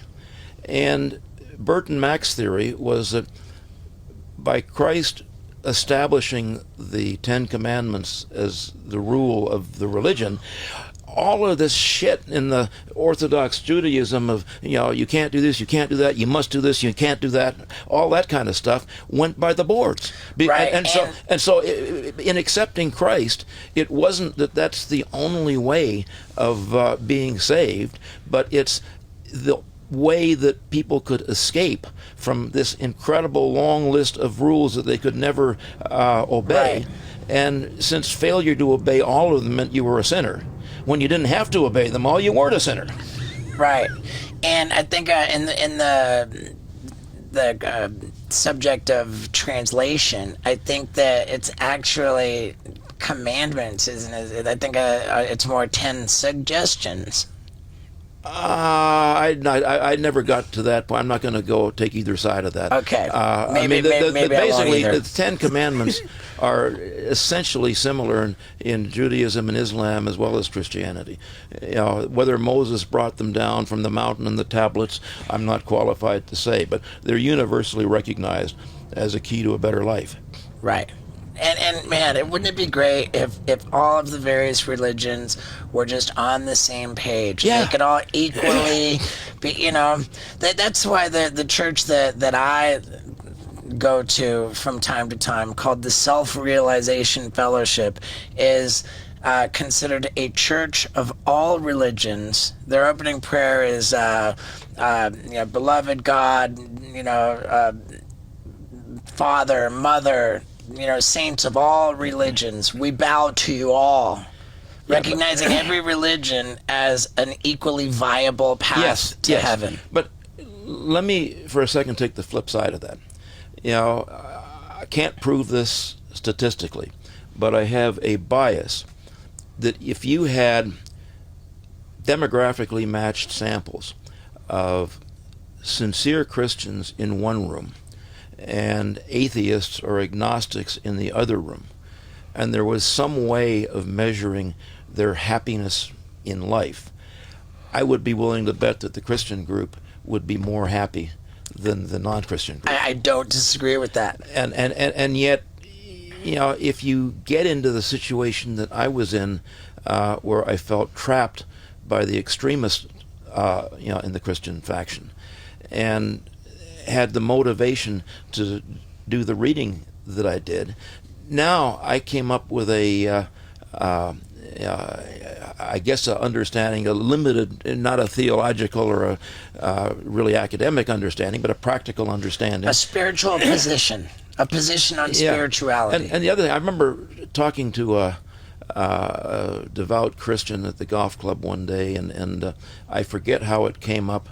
It was maybe we were talking about anti-Semitism. It was maybe one of the Jewish holidays.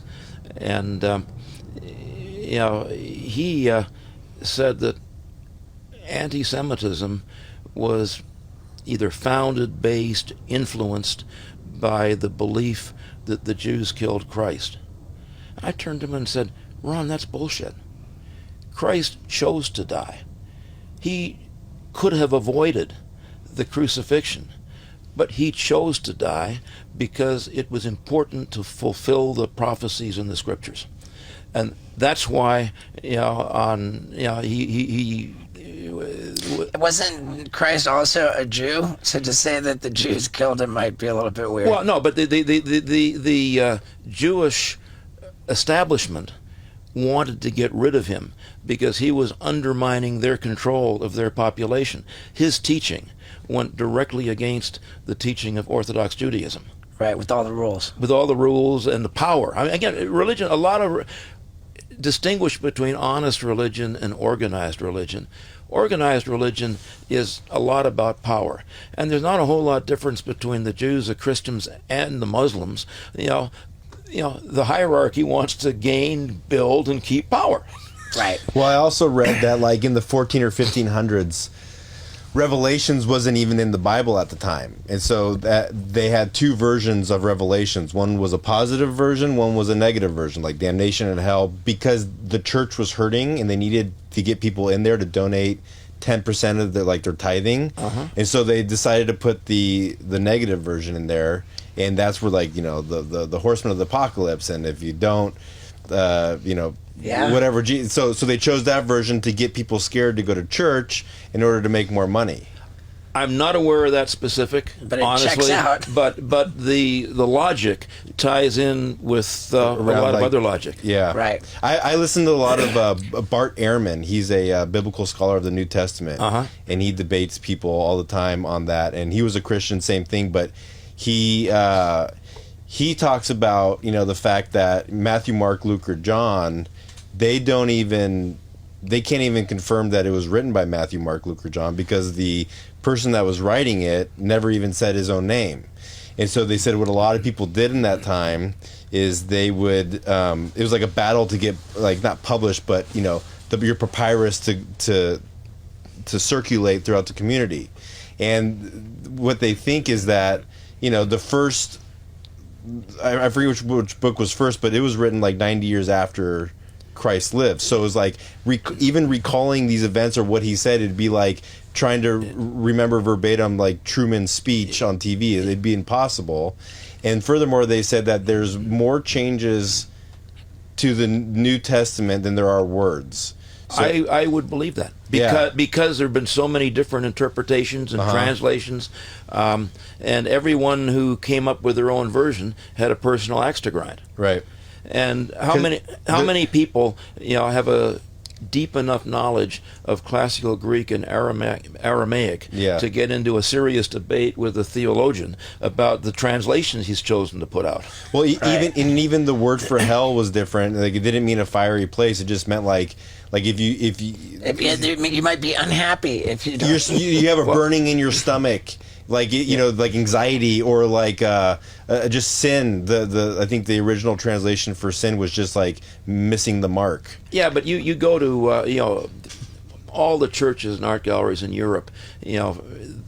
All the paintings show people dying in hell and arrows in them. Right. Yeah. But still, that's not till the 1500s. That's true. But so I was raised Catholic, and I saw that in my church, and I'm sitting here thinking as a 7, 8, 9-year-old kid, I'm looking at Saint Felicitas Perpetua getting beheaded, or what kind of abuse is that? Where you're looking at these pictures, or they're saying well, if I was always taught that my dad was going to hell because he wasn't a Catholic. And so it's I'm being told by nuns that my dad's going to hell. I'm wait a minute, that's gnarly to say this to some child, Have you ever thought about what hell is? I have a philosophy. All of these paintings in the art galleries, pure bullshit, because we know that the body, disintegrates, is cremated. The body does not survive. So what survives is the spirit. And now you got these haunted castles in Europe, these places where supposedly the spirits roam around and they're unhappy. My theory is that there is a spiritual afterlife. And if you feel guilt about sins that you committed while you were living, that you never dealt with, made amends for, took care of, it's perfectly believable to me that this in the spiritual afterlife, the spirit would be haunted by that. And when you say rest in peace, presumably that means spirits which are not haunted by it. But the criterion there isn't what the Catholic Church or any other organized religion says you should do. It's what you feel good or bad about yourself in terms of the life that you lived, and whether or not you took advantage of opportunities to make amends. Life review. I like a life review big time, and I love that a lot. I think that it's a very constructive approach that you took to get that monkey off your back. I'm glad that you did get the monkey off your back, and I also agree that people of faith are happier people. I agree with that. That's true, and obviously they're not happier people if they have faith, which is going back now a number of years, deemed to be insufficient. I Right. mean, there's an awful lot of serious persecution of people who were genuinely religious. That's less of an issue now than Right. it was, but in some countries that's still an issue. Right.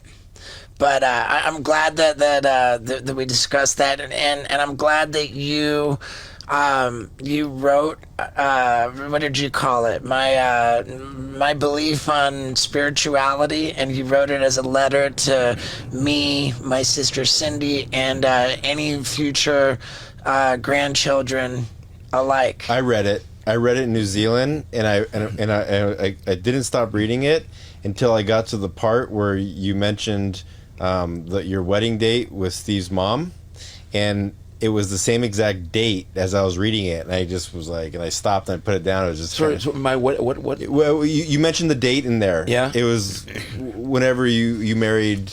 Yeah. November 10th, No, 1960. December 18th. And I was literally reading it on December 18th, and I was like, oh my God, this is crazy.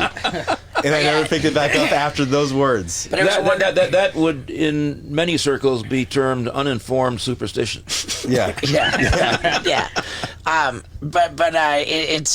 It's a wonderful thing that you wrote, and it's testimony that you're a good guy who believes in living a good life, and that you're a very educated guy who's put a great deal of effort into knowing things. Knowledge is power, and that's something that you've taught me. So let's. I got a question. Okay. This is a good segue, and I think we talked about bringing this up, so I'm not springing it on you. The animal sanctuary in Florida. Right. Ooh. I am dying to know the case to have the animal sanctuary in Florida is a lot better than having it in Vancouver. Of course it is. Vancouver is not a place for an animal sanctuary. So where would you where would you advise Steve to have an animal sanctuary? Southern British Columbia. Southern British Columbia. So Vancouver. Abbott, like suburbs. Yeah, go back to school and study your geography. Surrey. That's Surrey, Abbotsford, Langley. Yeah. Yes. Okay. Yeah, we might as well get right into this. Okay, and in a way that's palatable for the audience. I think you could ask just about any American about the national debt. And I think it's common knowledge, everybody's aware that as a government, as a nation, America is in insane amounts of debt. And I think that the general feeling about it for the average American is that we're in so much debt, it's just a big joke, and we're never going to have to pay it, and la la la la la. Mm-hmm. But what very few Americans, I think, are aware of is that debt is a very real thing, which is going to in a very real way, rear its ugly head and create a situation. Mm-hmm. And that's the situation that makes you very much favor Canada as a place for me to live out my golden years. It's more than that, Steve. I mean, Canada has its debt problems as well. But you're right, the national debt recently passed $31 trillion. Think of that, the financing cost. Each percentage point of interest is over $300 billion. The country's, already reeling with the debt, and then you've got the unfunded liabilities like Medicare, Social Security. You got the defense budget, which never quits, and so when you look at the proportion of the country's total budget, the discretionary money which could be cut is a tiny fraction of the money that's going out. And the reason that survives is because the dollar is the reserve currency of the world. Right. And as long as the rest of the world, just about every country is struggling with its own debt problems, which makes the U.S. look less bad. But as long as the dollar remains the reserve currency, then the the financing will come in. There will still be governments that buy American Treasury bonds. There will still be foreign investors that will do that.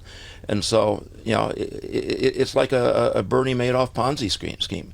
It will go on until it doesn't go on. But, if you think about it, it is mathematically impossible for even the existing debt ever to be repaid, because you can't come up with any combination of tax increases or spending cuts that would even come remotely close.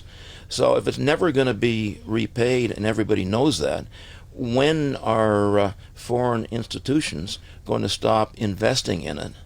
And then what added burden is that going to put on the middle class, who see their mortgage rates go from 6% to 15%, and liquidity dry up, and everybody's so pissed off with guns all over the place, they're running around taking the law into their own hands?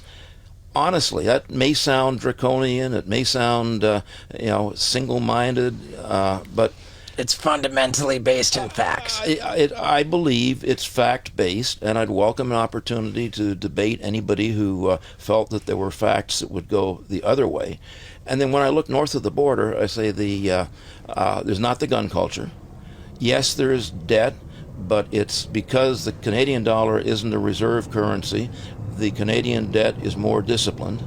The Canadian political system is far less fractured and dysfunctional than the American political system. Right. Plus, the Canadian political system doesn't allow for hands to be tied so easily. You've got the... That's right. In the parliamentary system, the party that wins the most seats is in power, typically for 4 years. Between UK and Canada, there are minor differences.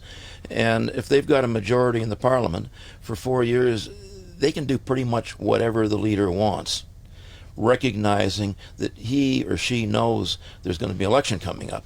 So that's the control on them to follow the rules and do things the right way.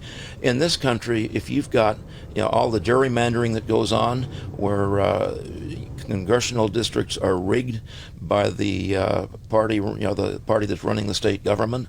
Now you've got all these lawsuits that are trying to undermine the credibility, the viability of the American election system. I mean, where does it all lead? And when you talk about Canadian real estate being a lot more expensive than comparable U.S. real estate, yes, it is. And very frequently, something that is more expensive than something else is more expensive for a reason. I've said to you, if you're buying something for an investment, what you pay for it is a lot less important than the realistic expectation of capital appreciation. All right. And that's a long-winded response, Scott, but that's the foundation of why I've been pushing Steve to think north of the border. So Vancouver. I'm kidding. But so British Columbia, I mean, what are your thoughts on British Columbia, Steve? Yeah, stop saying Vancouver. Oh. It's like saying, do you want to have an amateur animal sanctuary in the middle of Chicago? Of course not. Why not? Right. Indoors. Okay. I've got it from here. I agree with what Dad's saying about the benefits of Canada, the less guns, and all of that. However, part of my vision for the animal sanctuary is farming, a self-sustaining compound where we can grow our own food and such, and just the nature of Canada being so overcast and the weather being so dismal, I think limits how much food we can grow there. That is an unfounded generality, not substantiated by facts. Well, I've done a lot of Zillow porn consuming, okay? Like, we go through Zillow and we call it real estate porn. And all I see that they grow there is blueberries, Dad. Well, that's because of the international trade and the centers of excellence and the specialization. But if you go back to when both countries were founded, the people lived off the land. And people lived off the land in the northern parts of the U.S. just as they did in Canada. And yes, it was a seasonal farming business, and they harvested in the fall, and they saved it in their storeroom or barn or whatever, so that they could feed themselves during the winter. And it was a form of discipline. But if you're talking about an animal sanctuary as a business where it has to self-sustain and run itself, how are you going to run a business when it's closed 6 months out of the year for snow and ice? First of all, I think it's a pipe dream to think that that's ever going to generate enough income to sustain itself. It's a charitable act that may attract some visitors, but you're never going to justify the capital investment or cover the costs of running it on the basis of tourist income. So my thought to that is if you had in Orlando, people land... Not in Orlando, but an hour out of Orlando. In between the two airports, Tampa and Orlando, you know how they have little pamphlets in the hotel rooms of like, it says...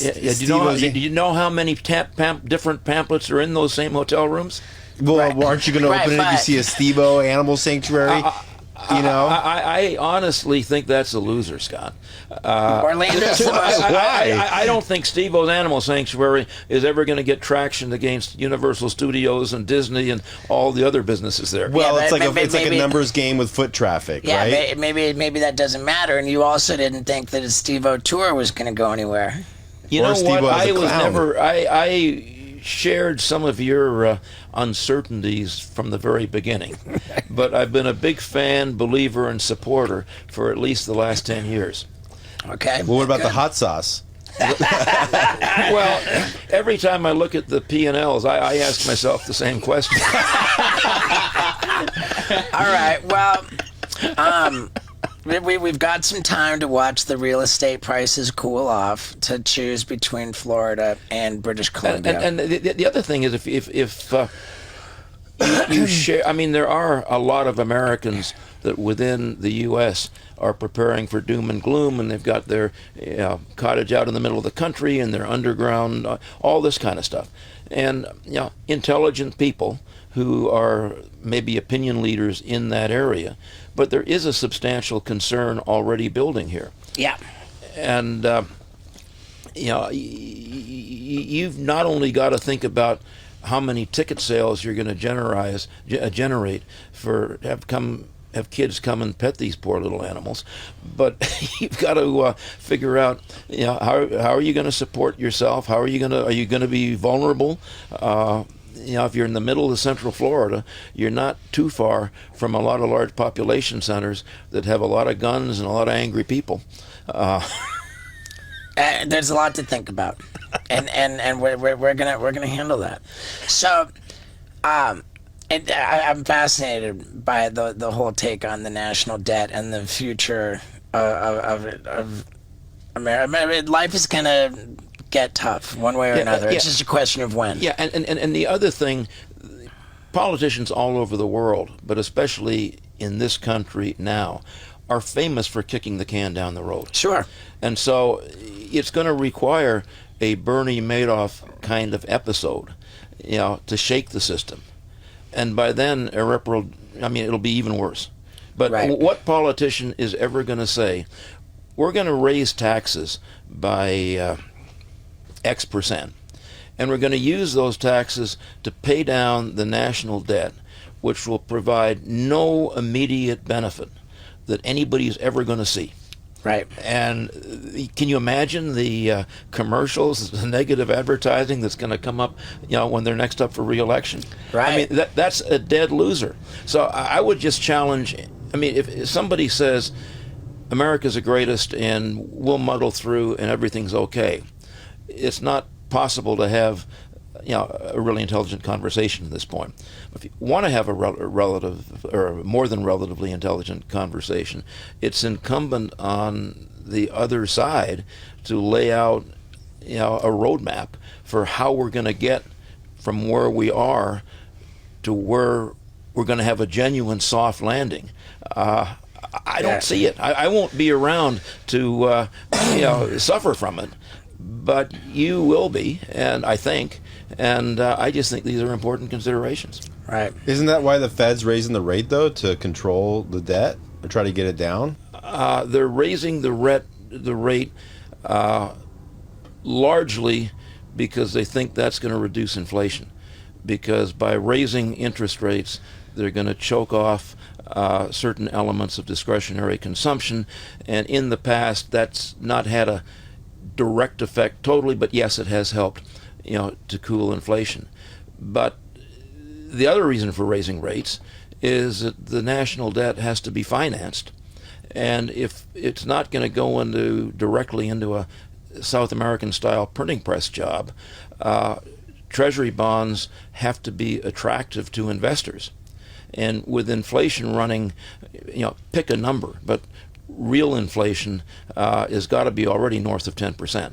I read somewhere that if the same formula that was used when Bill Clinton was president in the early 90s, exactly the same formula, were used today, the reported consumer price index would be 12, 13, 14%. And when investors realize that that's the effective impact of inflation, and they're getting 3.75% on 10-year treasuries, how long is that party going to go on? Right. So we're screwed no matter what.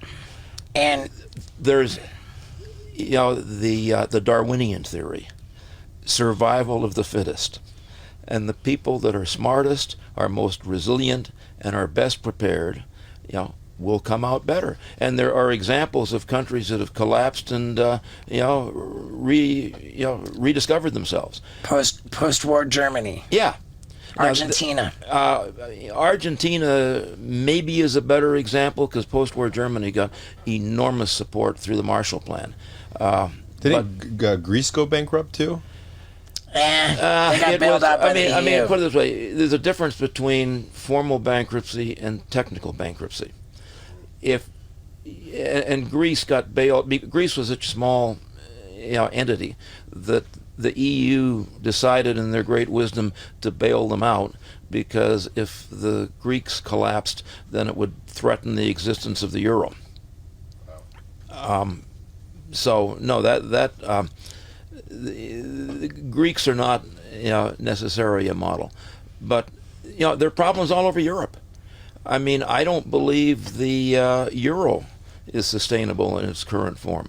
You've got 17 countries, each one of which has its own independently, democratically elected government that have varying degrees of economic sophistication and success. And you've got one central bank that is charged with establishing a monetary policy that is going to work in all of these diverse countries, all of whose governments are up for re-election every few years. Right. So if you're Germany today, then you're pulling a lot more weight than you're picking up the slack of all these. Yeah, I had that when the Greek crisis came. This was very much in the news media, and I remember playing golf with a guy I'd never met before or since. He was a German living in the UK in the financial markets industry. And I asked him, why does Germany keep on pouring all of its taxpayer money into countries like Greece? And he said, and Portugal and Italy yeah, and Spain. And he said, because if we didn't, there'd be nobody buying our Mercedes and our BMWs. So it's kind of a revolving wheel, right. Recycling it. But all the stuff that's going on in Russia and the Ukraine, is really bringing stuff to a head there, and that's a problem. Right. You described the problems with the EU, the UK after Brexit, like that. In hindsight, Brexit was a mistake. Can we say that? I don't agree with that. Most people in the UK do. I guess I'd put a different spin on it. When the UK was a member of the EU, they were required to contribute large amounts of money to the common cause. The countries were called upon to contribute in relationship to the strength of their economies. And it was a political issue that a lot of taxpayer money from the UK was going into Europe. I struggled with Brexit when it was in debate because. And at the time, you were living in England. No, I guess I think I just stopped living in England, but I was awfully close to England. I watched the UK news every day and all the rest of it. And my view then, and is still my view, is that there would be a significant short-term pain. Short-term meaning 5, 6, 8 years, because of the change in the trade patterns. That would be pain to go through. I said there would be, in my opinion, a long-range benefit, because I honestly believe it is a mathematical certainty that the euro is going to collapse because of the political conflicts and because of the debts, and without getting into a lot of detail. That's going to be a train wreck. And if the UK was still a member of the EU, being called upon to make annual contributions to help solve the financial problems of the EU, the potential for that to grow is enormous. So to me, it was a rare case where short-term prosperity was sacrificed for a longer-term benefit. All right, I buy that, and I can digest that. You're a smart guy, Dad. There's no question about that, and I'm grateful for you on every level, and I love you so much, and thank you for doing this. You're very, very welcome, and I not only love being with you and having these conversations, but I feel really good when I kick your ass when you need it. Good. Good.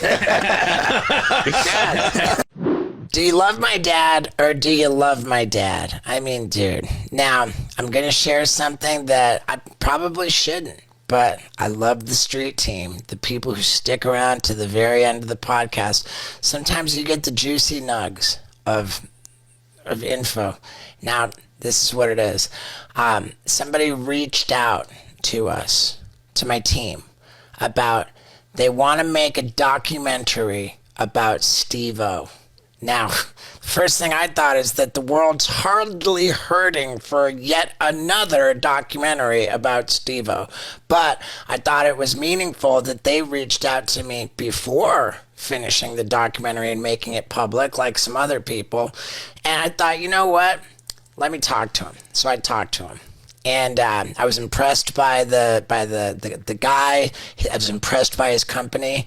And I figured that a documentary about steveo the businessman and steveo and his relationship with his dad. I told this guy, my dad says he's got tops 10 years of useful life left, and before that 10 years, or before his life is over, he wants me to be prepared to... Dude, it's just so rad. So I want to make a documentary about me and my dad, and I think I made a deal with the guy to do it. Love you guys. That was a juicy nugget, bro. Yeah.